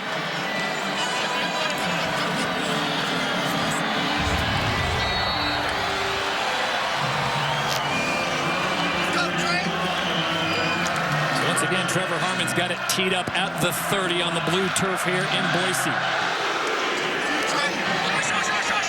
This one's a short duck. It takes the skip into the back, and Trey Norman lets it go out the back of the end zone, so they will take over the Cowboys at the 20. The drive summary is brought to you by Jeep. Visit Jeep.com or your local dealer. They go 7 plays, 46 yards, and 244 for Cena punches it through a 23-yard field goal. Now look at number 84. Isn't that your nephew? Is that somebody's kid brother? 5'5", 155, but he punches it through. We'll see how the Cowboys answer now as they trail 16-7. Remember, they led 7-0 up until about 4 minutes to go in the first half. With 4 receivers on that one side. They go to Doxson on the bunch. Doxson stays on his feet. He'll move up and pick up about 3 yards. Hunter White gets him down to the ground. High-speed connection of the game is sponsored by Union Wireless. Give a Samsung Galaxy smartphone and tablet gift for Christmas. And speaking of great connections, the blue turf comes in handy for the Cowboys. Well, you just talked about Doxson on that last catch. That one was even bigger as he gets the foot down. What a terrific throw on the part of Smith, delivering that ball right in the money to number 89. That play was reviewed, and because of that blue turf, they could see a little strip of blue on the right side of his cleat. They gave him a 28-yard strike. Second down and 7 from the 23. Smith looking left the whole time, and his receiver just waited. Brandon Miller, and the problem with that was the defense of Boise State just rallied to the ball. You know, I mentioned this earlier in the first half, and it continues here in the second half. A great job, in this case by Tavis, outside, one-on-one with the tackle. You see that completion percentage, that's lovely, but only 60 yards. These 2, 3, 4-yard gains are just not getting it done for the Pokes. Tavis, the senior from Tucson, Arizona, bringing up a third down and 7 from the 23.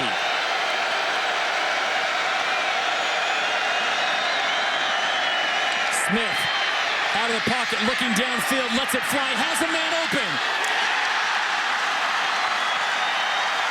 That's a great play. Lee Hightower, the freshman from Inglewood, California's Loyola High School, comes over, and Mazi Agbana had to wait for it for just a second. Otherwise, he's taking that one to the house. And you can see that Smith is a little bit frustrated. He's able to break contain, and you can see Agbana is open. Now, Hightower comes from the outside, and look at that circuitous route he has. But the ball hangs up just long enough for the 6'1", 183-pounder to come over, and the freshman makes the play. Austin McCoy kicks it. It takes a Wyoming bounce, and it will roll out of bounds right at the 35-yard line. So Kellen Moore and the offense of the Broncos take over at the 35, leading 16-7 with 10:38 to play in the third.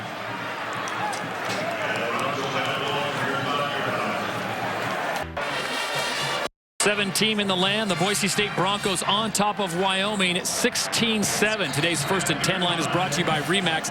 The sign you want, the agent you need. I formation for Boise State.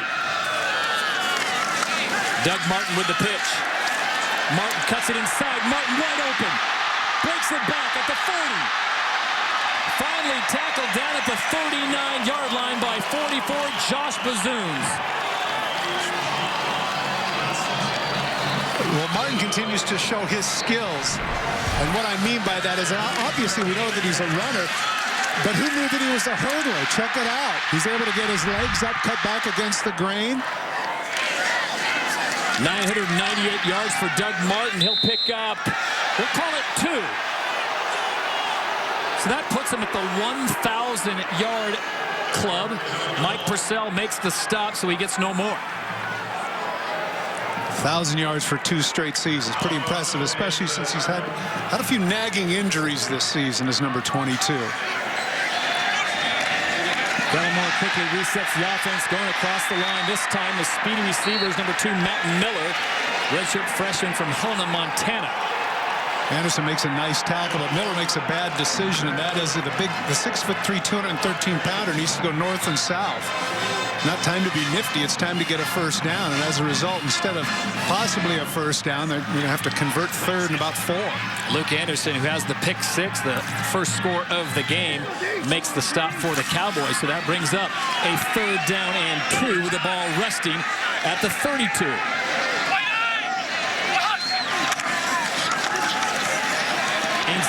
running. Mitch Burrows this time, and he'll get a first down as he's tackled at the 24.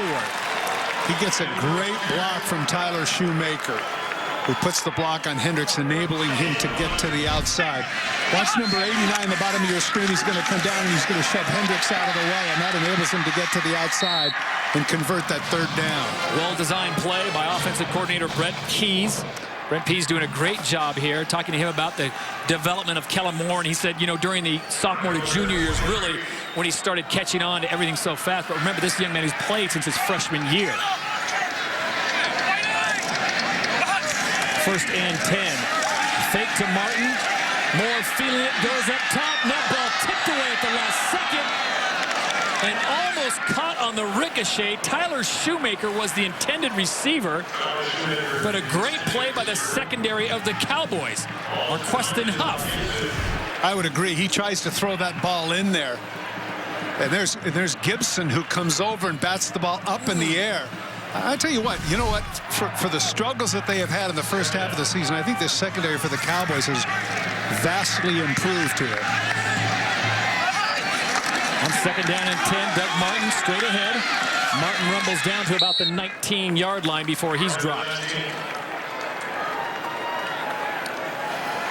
Well, I think that Brent Pease and his offensive staff got together and said, you know what, this might not be Moore's best day. We're not going to abandon the pass completely, sure, but we're going to ride number 22's back. So a third down now and 6 for the Broncos with the clock running at 8:05 to play in the third quarter. They have the lead 16-7. Ball resting at the 19-yard line. On the delay. Martin just surges forward, and there's your yards after contact as he's finally brought to the ground at the 15. Actually, a contributing factor on that was his own man, and you can see Martin saying that we're going to do this. And that's exactly right. They are going to go for it. I'm surprised here because 19-7 puts you in a situation where the other team's got to score 2 touchdowns. And let's face it, offensively, they're struggling today. I don't know about this. We do know one thing. Kellen Moore will not go for it on a quarterback sneak. That is not his forte. 4th and 2. Quick slant to the inside, first down, and then some. And he goes to the sure hands. When in trouble, find your brother. Kirby Moore on the catch. Well, of course, you know what? They completely blitzed and they gave it away. And Kellen Moore, this is pitch and catch. All the white shirts are coming, and he's able to see that easily and just catch and throw as soon as he sees it. And this is a nice job by Moore to slow down, to not run into the coverage. So they move the chains on a first down. Ball is on the turf. It looks like Boise State has fallen back on top of it. DJ Harper checking into the game for the Broncos comes up with the recovery. I know that this sounds foolish to say, but that's really a good athletic play by Harper. The play was going in another direction. Watch his feet and watch the ball come out. Watch Harper see it and then lunge forward and able to get the ball. He's supposed to be cutting to the outside, but heads up on the part of number 7. And more importantly, he wrestles it away from big Mike Purcell and Gabe Napton. Dog on a T-bone going after that ball. Second down and 11. Back in the end zone, catch is made. Touchdown Broncos.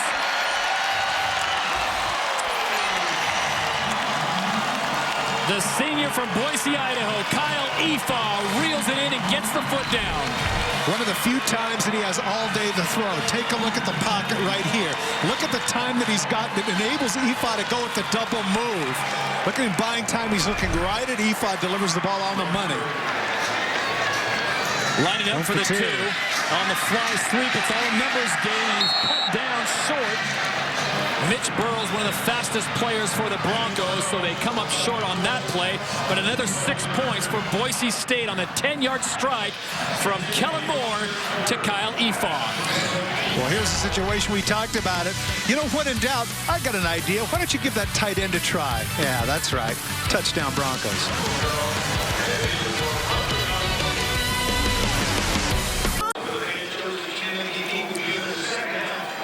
22-7, the number 7 Broncos on top of the Wyoming Cowboys. They have reeled off 22 straight unanswered points. This drive summary brought to you by Jeep. Visit Jeep.com or your local dealer. 10 plays, 65 yards, 422. EFA, the back of the end zone from Moore for the 6th. The 2-point conversion attempt unsuccessful. Trevor Harmon has it teed up during that commercial. Todd Christensen recommended, why not try a little poocher on cider? They'll kick it away. Trey Norman from the goal line. Todd, call me crazy, but this has got to be one of the most pivotal drives for the Cowboys. They cannot go 3 and out here with the crowd and the momentum now. And there's a 4-legged creature running across the blue turf right now. Went out and got the tee. That's impressive. Well, you see here, look at these comparisons between these two quarterbacks. Of course, Moore, the seasoned guy. And I think it's fair to say, and this is that Moore was surrounded, remember, by some NFL talent. And Smith, on the other hand, has some younger players, a younger team, but nonetheless, he's been able to make a major contribution to the Pokes this season. You talk about the youth of Wyoming. Brett Smith, a true freshman, handing off to another true freshman, and Cody Sutton, the freshman from Texarkana, Texas, and Tyrone Crawford, the senior, there to make the stop. Well, let's not forget, remember that Wyoming has been in this game. The 7 points are a byproduct of that pick 6. Offensively, the closest that they've gotten was that one. You know, they got down there and Crawford forced that fumble. Otherwise, their offense has been non-existent. 2nd down and 9. Boise State brings the pressure. Smith with a nice pump fake, and Mazi Agbana sold out for it, but just could not get to it in time. I think that was a little bit of the inexperience of the quarterback. They came with a blitz and it got picked up, but it distracted him a little bit. You saw a little bit of a happy feet back there, and that affected his throw. Well, you talked about the numbers for Brett Smith, the freshman from Salem, Oregon's West Salem High School. Number 2 in total offense in the conference. Number 1, Kellen Moore. So he's in some good company for a freshman, basically going head-to-head with a seasoned senior. Let's not forget that he broke the freshman record, Mountain West, for total offense, held by a guy who's not too bad himself, Andy Dalton. Where'd he go? He's playing on Sundays. That's right. 3rd and 9 from the 19, and flags come out before the play can get going. We have ourselves an old-fashioned false start. By number 69 of the offense. It's a 5-yard penalty, and it's still 3rd down. Well, I don't want to go so far as to say that Wyoming is discombobulated, but certainly the crowd has gotten back in this game. And the result of the 9 points that have been scored by Boise State on the last 2 drives certainly has to concern Coach Christensen, because his offense has been ineffective. Well, we've seen the Cowboys plenty of times this year, and they are at their best when they have long, sustained drives. This is a 3rd down and 14, playing from behind the chains. Smith with time across the middle. That ball may have been tipped at the line. He was looking for Mazi Agbana.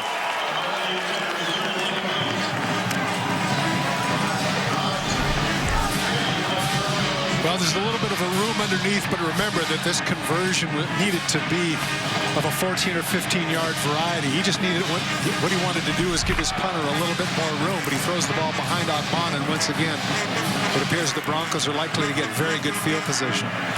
Tevis was looming in the area, so from his own end zone, Austin McCoy kicks this one away. Not his best offering, but it takes a nice punt. Mitch Burrows picks it up at the 45. Flags come out. He's wrestled down at about the 49, and extracurricular activities taking place away from the ball once again. So starting to get chippy with these border folks. Are not playing as kindly as they were in the first quarter. Now, do you remember in the first quarter, one of the advantages that Wyoming had was field position. It seemed like, you know, they kept pinning the Broncos Holding down. by number 26 of the return team. It's a 10-yard penalty, and it's 1st down. That's going to be Ewing Burton, who's guilty of the hold. Now, this is going to set Boise State back a little bit, but remember, they have those 2 punts inside the 10. They started at the 15. You know, there are a couple of situations there where that wasn't Bronco football. Now, here in the second half, it's been completely different. Well, their first scoring drive, 17 plays, covered almost 90-something, 93 yards. And here they are. This is more accustomed to what Brent Pease and the offense normally deal with. So they will take over with the ball at the 34 on a 1st and 10. DJ Harper, the lone setback. Moore comes out front, and Shoemaker wide open. He just found the soft spot at the 45 as the fans chant out "Shoo." Luke Ruff on the coverage. We get a chance. The reason we updated these numbers for you is the touchdown passes. 2 of them today gives him sole possession of second place all time behind Case Keenum, the Houston quarterback. DJ Harper once again unaccounted for, and he will slide down to about the 42, 43. You know, talking with some of the coaches, and everyone's always assessing the next level for Kellen Moore. He's undersized, they say, at 6 feet, but Chris Peterson said, you know, if he can still make the passes at that level, why not? He's been doing a fine job here.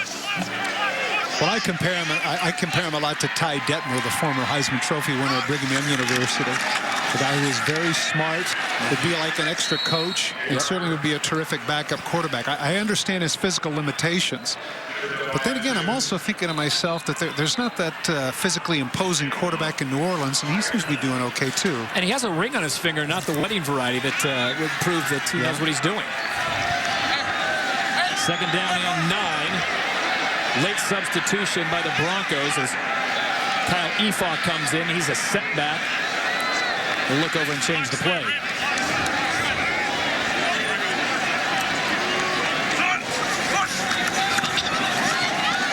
Moore with a man wide open at the 35. DJ Harper gets it inside the 30, and for about the 4th time today, Todd, DJ Harper somewhat unaccounted for. Luke Anderson finally gets him to the ground. One of the things that they've been doing here that they didn't do in the first half is spreading people out.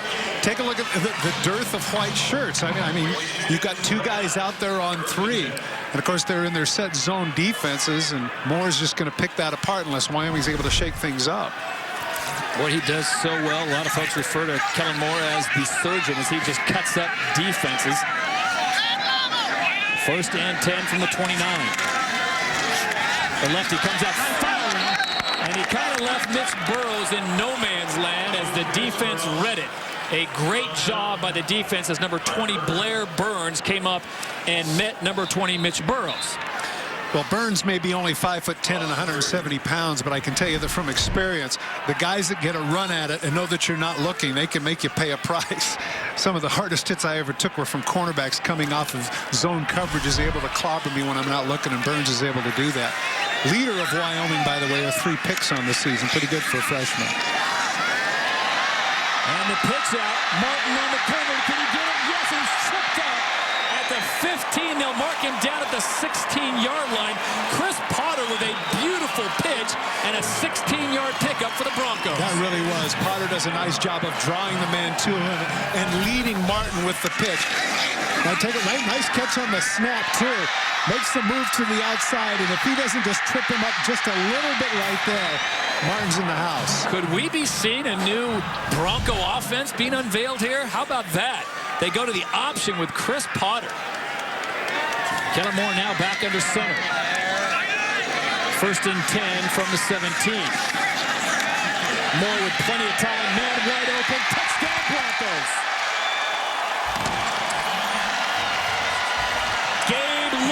This time reels it in, as they told us earlier this week. We'd like to use our tight ends a little bit more this week. Here's the difference between when people are in your face and when they're not. The running attack establishes it. Look at the gap. Look at the gap here. A good 4 to 5 yards of nobody near him, and that gives him the opportunity to throw the ball down the middle of the field. That's a nice catch by Linehan, reaching up to snag it. Bronco offense starting to roll on the blue turf here in Boise. With 2:20 to play in the 3rd quarter, it's Boise State 29, Wyoming 7. Not only the pocket, but look at the passing lane that Moore is afforded. He's able to survey the field. Linehan is able to get behind the coverage. And as you pointed out, adroitly, astutely, highly intelligently, they go to the tight ends when they need it. Yes, I'll give you a ride to the airport. 29-7, 29 unanswered points by the Bronco offense. So what started out as a slow, flat day, and one of the first passes Kellen Moore threw was a pick 6. He comes back now. This drive summary brought to you by Jeep. Visit Jeep.com or your local dealer. 8 plays, 66 yards, 253, and Linehan pulls it in. But we better give some credit here where credit is due, and what I'm making reference to is the offensive line for the Broncos. We're not only talking about protecting more, but in the case of Wyardi, Kellogg, Potter, Hayes, and Leno Jr., you got people that are not only protecting that valuable asset in the quarterback, they're able to get Martin over 100 yards. So they're doing all things right here in the third quarter. Trey Norman from the 1. The hole opened up ever so slightly, and the Broncos close it down, and Trey Norman's slow to get up, taken down at the 19. The pinnacle moment of the game is brought to you by Pinnacle Bank, your Wyoming bank, online at wypinbank.com. Well, early on, a lot of good things going on for Wyoming, and the most important there being Luke Anderson's pick 6 that gave them the lead and an awful lot of momentum heading into halftime. But unfortunately, the Hail Mary came in for Boise State in this third quarter has been all Broncos. Alexander gets the call. He pushes the pile up for about 6 yards. As you look at the stats, total yards now, it's starting to get a bit gaudy. Wyoming 98, Boise State 393.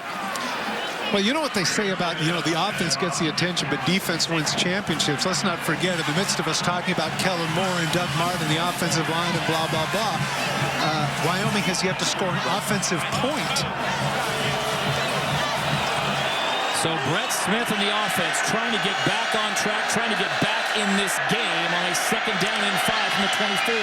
Alexander going nowhere as the blue shirts just bring him to the turf, led by number 92, Shea McClellan. McClellan has been one of the more consistent contributors this year for the Broncos. 39 tackles, 7 tackles for loss, but he does have 5 sacks. And get this, 2 picks. So number 92 has been all over the field for the Broncos in 2011. 6'3", 258, the senior from Caldwell, Idaho. Anchoring that front line that includes Billy Wynn, Tyrone Crawford, and Chase Baker. A minute to play here in the third quarter. A big 3rd and 7. Smith up the middle, no one home. And it's picked off by the Broncos. What a catch. Travis Stanaway goes to the blue turf, and it looked initially as he had just trapped it on the blue turf, but they are saying he came up with the grab.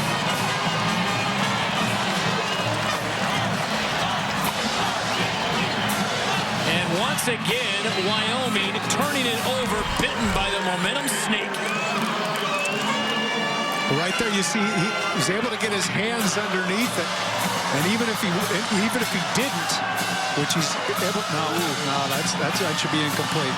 You see him bobbling it right there, and the ball hitting the blue turf. They need to, they need to look at that one. Absolutely. About a second away from getting away with one. Yeah. There's a case where, this is interesting to think about this. If for whatever reason he goes under center, sure, they get the playoff. No question. But because of the shotgun, now they're going to get a chance to review it. We talk about the blessings of the blue turf, TC. He had a blue jersey on with a blue turf underneath him. He just smothered the ball. Exactly. Yeah. Now watch as his hands are underneath. From this angle, it's not as likely you're going to be able to see it because his butt's in the way. But as we see now, hands are underneath, but the ball now right there at the end, you see it bounce. Yeah. See the ball bounce right there? And he covers it and rolls over and does a great job selling it. Very theatrical. He gets up. Had most everybody fooled, but likely not those people in the booth next door. Well, for those of you wondering why there's blue turf here at Broncos Stadium, it was some 25 years ago that then athletic director Gene Blameyer thought, you know what, why don't we do something different? Could have been pink, could have been orange. They went with blue. And the rest is history. Now you got Eastern Washington with the red. I can't watch that. It's sensory overload. The only thing that's a little bit more of an overload is if you're down in Tennessee. That orange, that hurts. That hurts the retinas. That's true. I'm telling you. Hurts the retinas. I did a game down there. In fact, it was years ago. It was Wyoming at Tennessee, and I remember just at the end of the day having to stretch my eyes because it was just so much. Here's the word from Cooper Castleberry. The ruling on the field stands. First down. Wow. Well, I tell you what, Travis Stanaway, the senior from Clyde Hill, Washington, saying, that's right, I did get it. Do you think he's going inside? He says, oh my gosh, I just got away with one. Yeah. He's saying, that's my story, and I'm sticking to it. Well, I guess what the officials saw is that bobble, they felt as if his hand was underneath it. But from our vantage point, it looked a little bit different. 1st and 10 now as Boise State takes over from the 43 of Wyoming. Kellen now under center. With time, he'll have to let this one go earlier than he wanted to, but the catch is made. Kyle Efaw once again hauls it in. Well, it's going to be incomplete. It's going to be a little bit wide, and the reason for that was just enough pressure.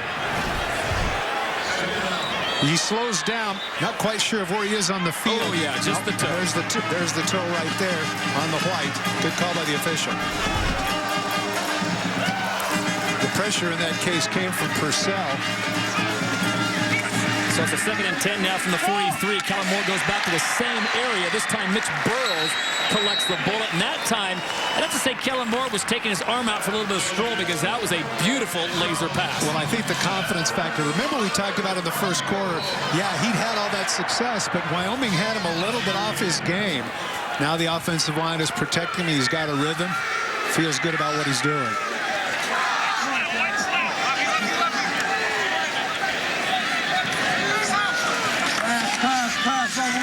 First and 10, Moore goes underneath. Finding Matt Miller, the speedy wide receiver. He's finally tackled down at about the 21 by number 5, Corey Jones. Well, one of the things that's happening, too, is remember he was able to find those gaps in the zones, but now Wyoming is forced to go with some man-for-man coverage, and Kellen Moore is happy to see that, too, because it's a lot easier to read. 11-yard pickup for the Broncos, and the final seconds of quarter number 3 will drift away. So we go to the 4th quarter from Broncos Stadium. It is the number 7th-ranked Broncos on top of Wyoming, 29-7. This Unlimited update is brought to you by Sprint. All football, no limits, only from Sprint. Well, it took a little longer than we thought, TC, but pretty soon the Bronco offensive machine has heated up. Well, I think it's safe to say that the 3rd quarter was owned by Boise State. Wyoming just couldn't get anything going, a couple of 3-and-outs, and as a result, Kellen Moore got in his rhythm, and if you're a defense, you never want that to happen. 1st and 10, ball at the 21. Doug Martin with the carry, a little stutter step there, and he goes into the line and pushes the pile forward to the 21. Today's stats are brought to you by Dodge, never neutral. Well, you can see the big difference. I guess really when you look at the score, the thing to look at right here is total yards. 415, a big chunk of those in the 3rd, and only 101 total yards for Wyoming up to this point. Of course, quadrupling the rushing yards is also a sign that Boise State is dominated. That was a 5-yard pickup for Martin. He takes it down to the 16.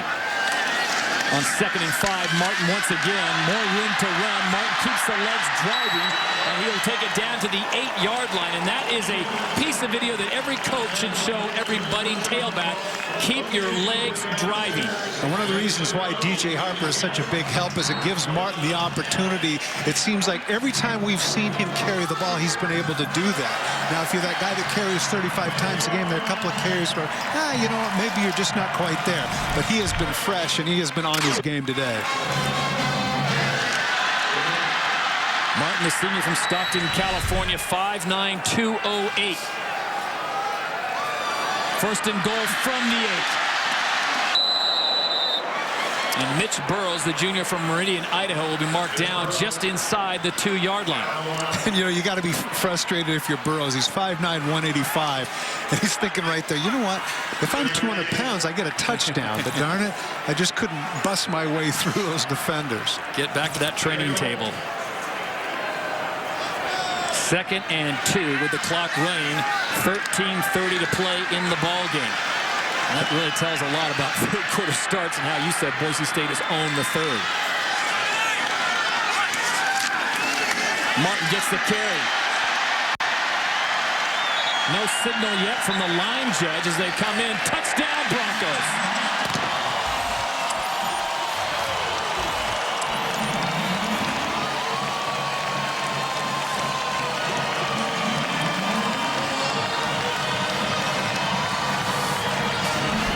Well, it seems appropriate that number 22 would hit pay dirt yet again. I think, you know, as we sit here and we talk about Kellen Moore and we talk about the offensive line and the defense, one of the things that Doug Martin has done is when the Broncos were struggling, he put them on their back. Yep. So much is made of Kellen Moore and what he can do, but it has been Doug Martin today who has really been the stabilizing force for the offense. Martin once again punching it through, and the Broncos lead big now, 36-7.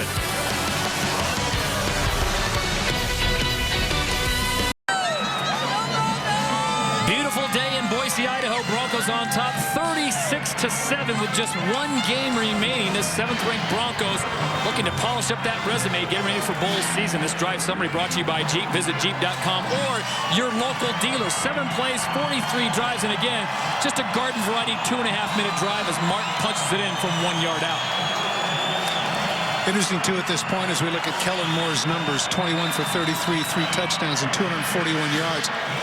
And, of course, when they look at the stat sheet at the, you know, when people look at it in the paper the next day, they'll say, oh, you know, that's standard fare. But they don't realize the struggles that he had in the first half. And, again, I come back to the fact of what you just pointed out and that I had mentioned earlier. They rode Martin's back until they were able to right the ship. Trevor Harmon kicks this one away. Norman from the 6. Still on his feet, finally taken down at the 20. And we check in down the field with Toby Christensen. We talked earlier on about the chemistry between Kellen Moore and his receivers Shoemaker and Miller, but don't forget that he's had a chance to play a lot with both of these guys. Even though Pettis and Titus Young got a lot of attention early on, remember Shoemaker's a redshirt senior, and even though Miller's just a freshman, he is a redshirt, so he's been around for a long time. And anytime you got a great quarterback like that, and you have time to play in practice with him, catch balls from him, good things are to come with those guys, and that's what we've seen today and throughout 2011 season. Yeah, no question about it. Thank you very much, Toby, as Sam Stratton comes on and once again runs the Wildcat for Dave Christensen's Cowboys. Sideline reports are brought to you by the Office Shop, providing the best office equipment and the best service to Wyoming businesses for the past 40 years. Now, you wonder at this point with Stratton in the game,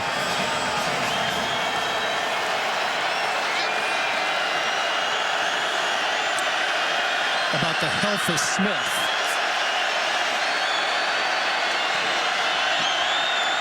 Second down and 5 with the ball at the 25.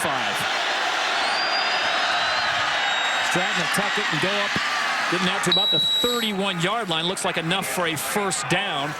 Chase Baker brings him down as he's assisted by J.C. Percy. There you see young Brett Smith, the 6'3", 195-pound freshman out of Salem, Oregon. Wyoming still has a big game next week, the border war for the bronze boot against Colorado State. We will be in Fort Collins to bring you that game next Saturday at noon. Stratton once again fakes the pass, and Boise State actually bid on it. Now he runs himself into a little bit of trouble, but he will pick up about 7 yards there. Lee Hightower on the stop for the Broncos, assisted by Hunter White. Well, I wouldn't go so far as to say that Wyoming is you know. Why not bring the house though when he's in there, because he hasn't gone past yet? No, I understand. What I was going to say is with regards to Smith and not playing at this point, they might be saving him. Yeah. Remember, he took a big hit against TCU earlier. Maybe they want to protect him for that bronze boot game. Second down and 3. Sutton will keep it, and he tucks it in. He'll get a first down for Wyoming. So effective job by Sam Stratton, the redshirt freshman. Goes 5'11", 195, and he is all run all the time. Today's First and 10 line is brought to you by Remax, the sign you want, the agent you need.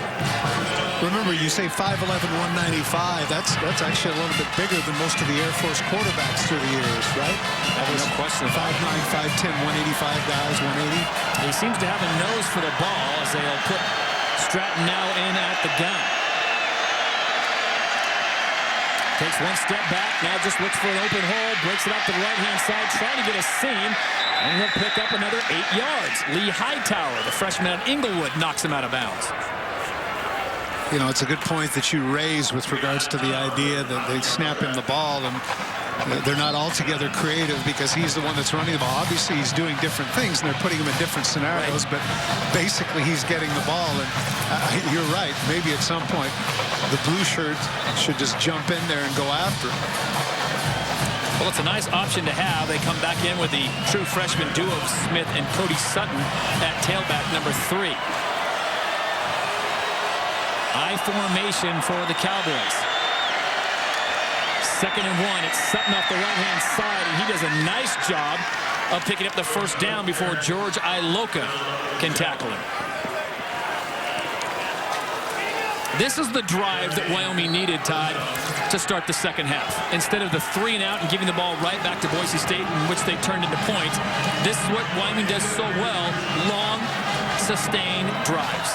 But again, this is a situation of human nature where Boise State is concerned. The game is close, all of a sudden it's blown out, and that defense, which has been so aggressive, is a little more lax on this particular drive, it appears. 8 straight rushing plays, and they'll give it to the freshman Sutton once again. He'll move the pile just inside the 30. They'll mark him down at the 29. Now the Wyoming offensive line asserting themselves a little bit too.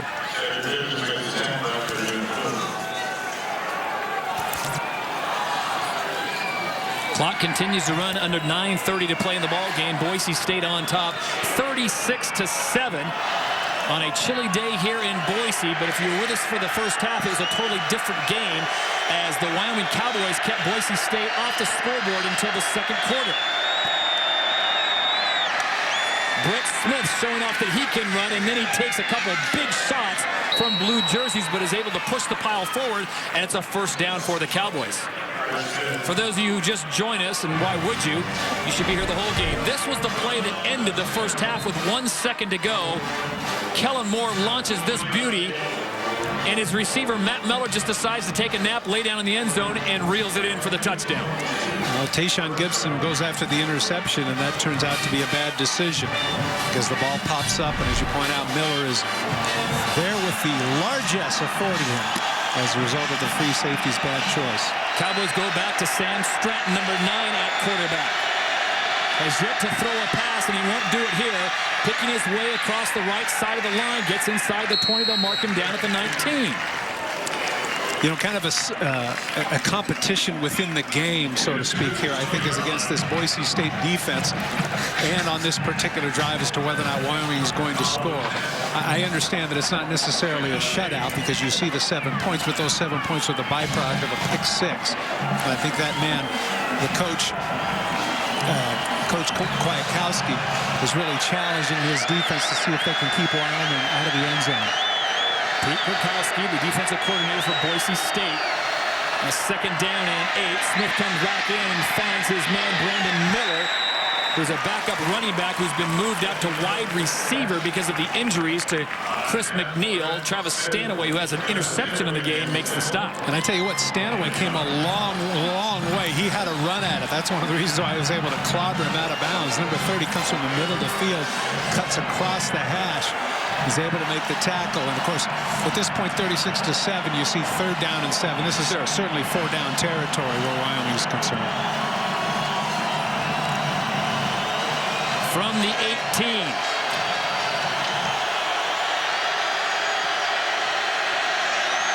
Smith standing tall, has his man. Catch is made. First down, Cowboys. Drive stays alive. Dominic Rufran, the freshman from Colorado Springs, with the catch. Rufran runs the out route. Look at Houghton in the middle of your screen. That's a linebacker who has to cut to the outside on Rufran, who settles down between the blue shirts. Does a nice job of recognizing coverage, and Smith delivers the ball on the money. Now 1st and goal. While we give out compliments to coordinators, Greg Brandon, a former head coach at Bowling Green, the offensive coordinator for the Cowboys, has done a fantastic job, not only with this offense, but with the true freshman, Brett Smith. 1st and goal.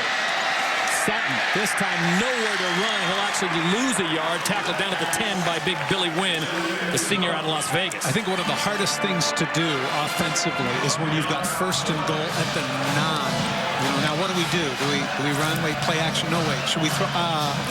Because if you don't get that first play relatively effective, now you have second and you got 9 yards to go, and that forces your hand a little bit. You can't be as creative as you might like. Wyoming with 5 first downs this half, and that is the total for today. Smith, quick pass. They'll go to the fade out to the outside. That ball knocked away at the last moment by Lee Hightower, who has stepped up big, talking to the coaches. A big loss was to Jarrell Gavins, the senior out of Miami, injured, unable to play, and they turn to a freshman in the secondary, and it's Hightower with a beautiful play into the sun. Well, I can understand why they're excited about this young man, because his dimensions remind you a little bit. Obviously, his play doesn't just yet, as we see Smith dropped. But his dimensions remind me of a very young Deion Sanders, long-legged, 6'1", 185. 3rd and 10. Smith rolling out. And a great job by the Broncos to string that one out. He's knocked out of bounds at the 8. Hunter White on the coverage. And Hunter White was the one we saw earlier who dropped Smith in the backfield. He does a great job stringing the play out. Watch the right of your screen, number 25. He's going to be right with the fullback, who is supposed to be open. Now, see, he's able to cover 2 in this case. He's got the fullback covered. Now, when Smith decides to tuck it underneath, he's able to come forward and drop Smith out of bounds. As predicted, 4-down territory. Dave Christensen said we are down 36-7. We are going for it on 4th and goal. 4th and 8 for the Cowboys.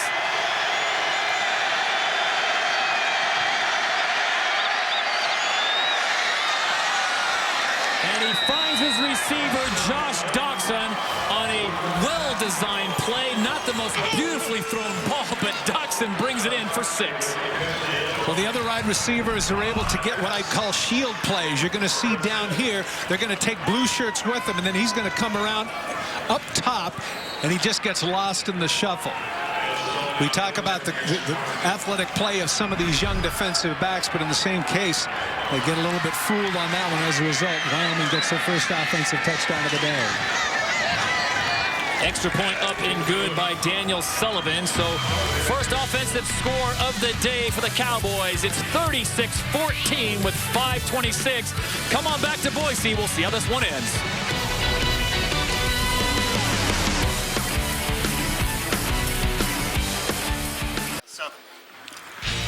Today's Clearing the Way play is brought to you by Wyoming Department of Transportation. Whiteout reminds you buzz driving is drunk driving. Always designate a sober driver. We shouldn't underrate the feet of Doxson. The ball is supposed to be to the outside, but he's able to cross his legs, come back to the inside, and make the catch. He makes it look a lot easier than it really is. So Daniel Sullivan's got it teed up for the Cowboys. And he's going to pooch this one short. They'll be taken at the 20 by Dallas Burrows. And Burrows cut down at the 35. This drive summary brought to you by Jeep. Visit Jeep.com or your local dealer. 15 plays, 80 yards, 747. And as I mentioned, you'd love to have seen that to start the second half for Wyoming, to take that much time off the clock and keep Kellen Moore and that offense off the field. But that wasn't in the cards. An 80-yard drive is impressive anytime. But at that point, down by 29 points, it was... in fact, give Stratton a lot of credit early on for setting the table. Kellen Moore remains the quarterback for the Broncos.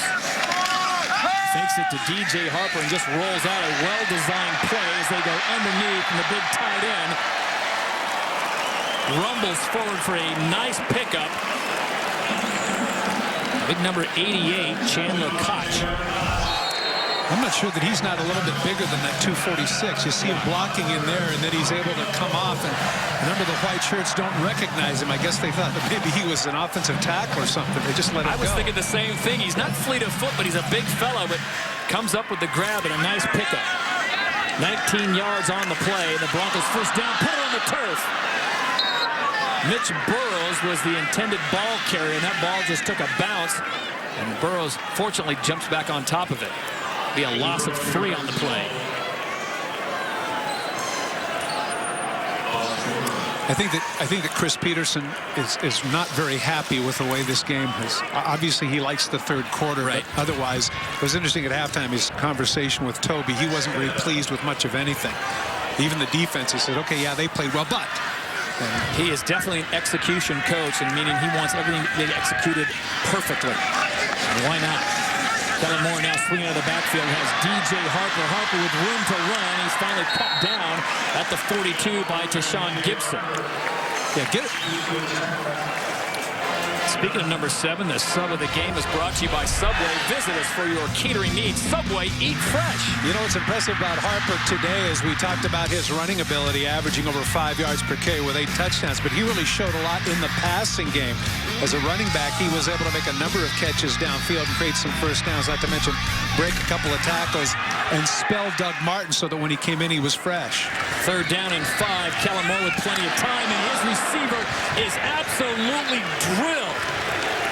A great job by Tyler Shoemaker as he is popped by the freshman Chad Reese, but forward progress will give them the first down. Well, there he is in the middle of your screen just settling down, and he doesn't realize that white shirt is coming after him. But again, this is one of the advantages when you have 2 wide receivers, in the case of Miller and Shoemaker, who are both around 215 pounds. They're big bodies that can hold on to that football. They move the chains, and Boise State goes into the I formation. DJ Harper gets the handoff from the new quarterback, number 16, Joe Southwick, and the ball hits the turf, and the Cowboys are on it. So Joe Southwick, the sophomore from Danville, California, comes in for his first play, and the ball is fumbled away back over to the Cowboys as Tashawn Gibson comes up with it. Harper would like this one back for 2 reasons, not just the fumble, but right there. If he cuts to the outside, he might still be running. Instead, he cuts the ball back to the inside, helmets on the football, and the result is yet another turnover for Wyoming. Plenty of things to look at for head coach Chris Peterson, a man who is always looking for perfection. And they turn the ball over for the 2nd time today. Brett Smith, the quarterback. Smith decides to keep it. He's got some good wheels, and he'll be knocked out of bounds at about the 30. Cedric Fabus there to make the stop. Well, the road ahead is brought to you by Les Schwab Tire Centers, doing the right thing since 1952.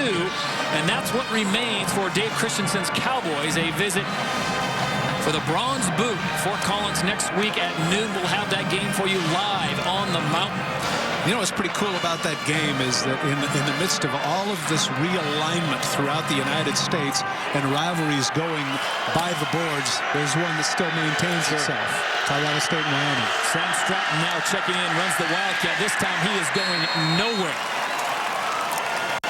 Perfectly read by the defense. You know, Simmons in that case did what you'd been saying earlier. He says, you know what, I don't care about my pass coverage. I don't care about anything. I'm going after this guy because he's carrying the ball. He just took off, dropped him in the backfield. I'm just wondering what would happen if you just said, he's staying in, running the Wildcat, let's bring the house. Just empty everyone. Sam Stratton's the quarterback. He hasn't thrown all game long. Well, 3rd and 6, maybe here. I guess not. Not even a pitch from Stratton as he is cut down with a beautiful open field tackle by Travis Stanaway, already with a pick and a couple great tackles for the young man out of Clyde Hill, Washington.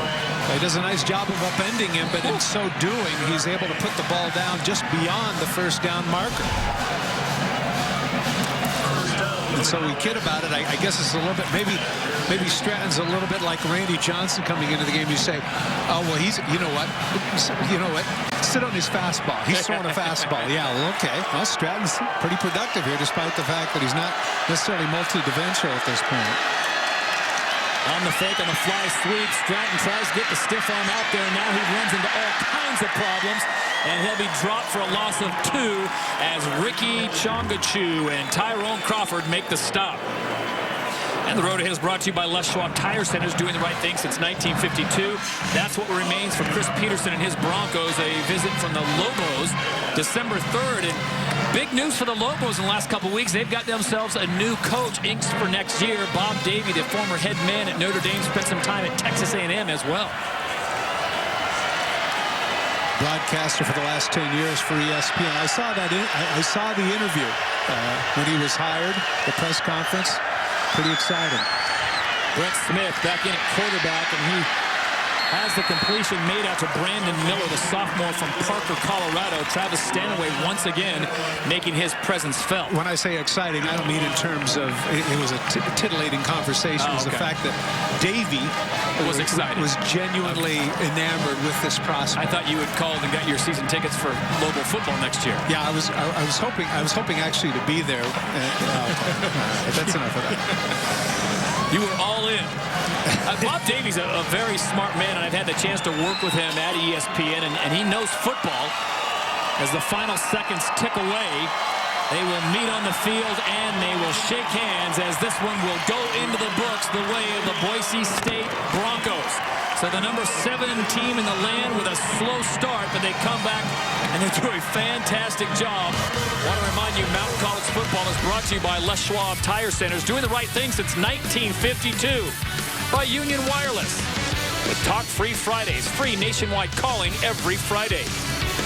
By Dodge, never neutral. And by Geico, saving people money on more than just car insurance. So a very fast game today, and it is the Broncos who wake up as they come back, only allowing 7 points by the offense of the Cowboys. They do get the pick 6 from Luke Anderson on the interception of Kellen Moore. But it is Boise State and their very, very potent offense. Kellen Moore using the tailback position of Doug Martin. He uses his tight ends. And, of course, Matt Miller and Tyler Shoemaker making their presence felt as we send it down to the field. And Toby Christensen with Coach Pete. Hey, Coach, a rough start for Kellen. Talk to us about the resilience of your senior quarterback.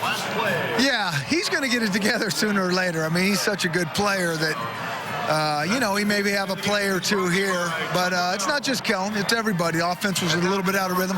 Wyoming, I thought, did a good job, you know, playing like they've been playing all year. They kind of let you self-destruct, and we did that for a while.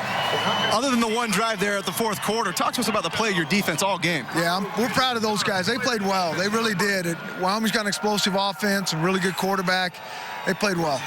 And another guy that deserves a little bit of credit, 2 straight years now at 1,000 yards. He's right here waiting for his chance to talk. Talk to us about Doug Martin. Yeah, he's a warrior. He's a really good player. And, you know, we can't do what we do on offense without him playing at a high level. Thanks a lot, Coach. Congrats on the win.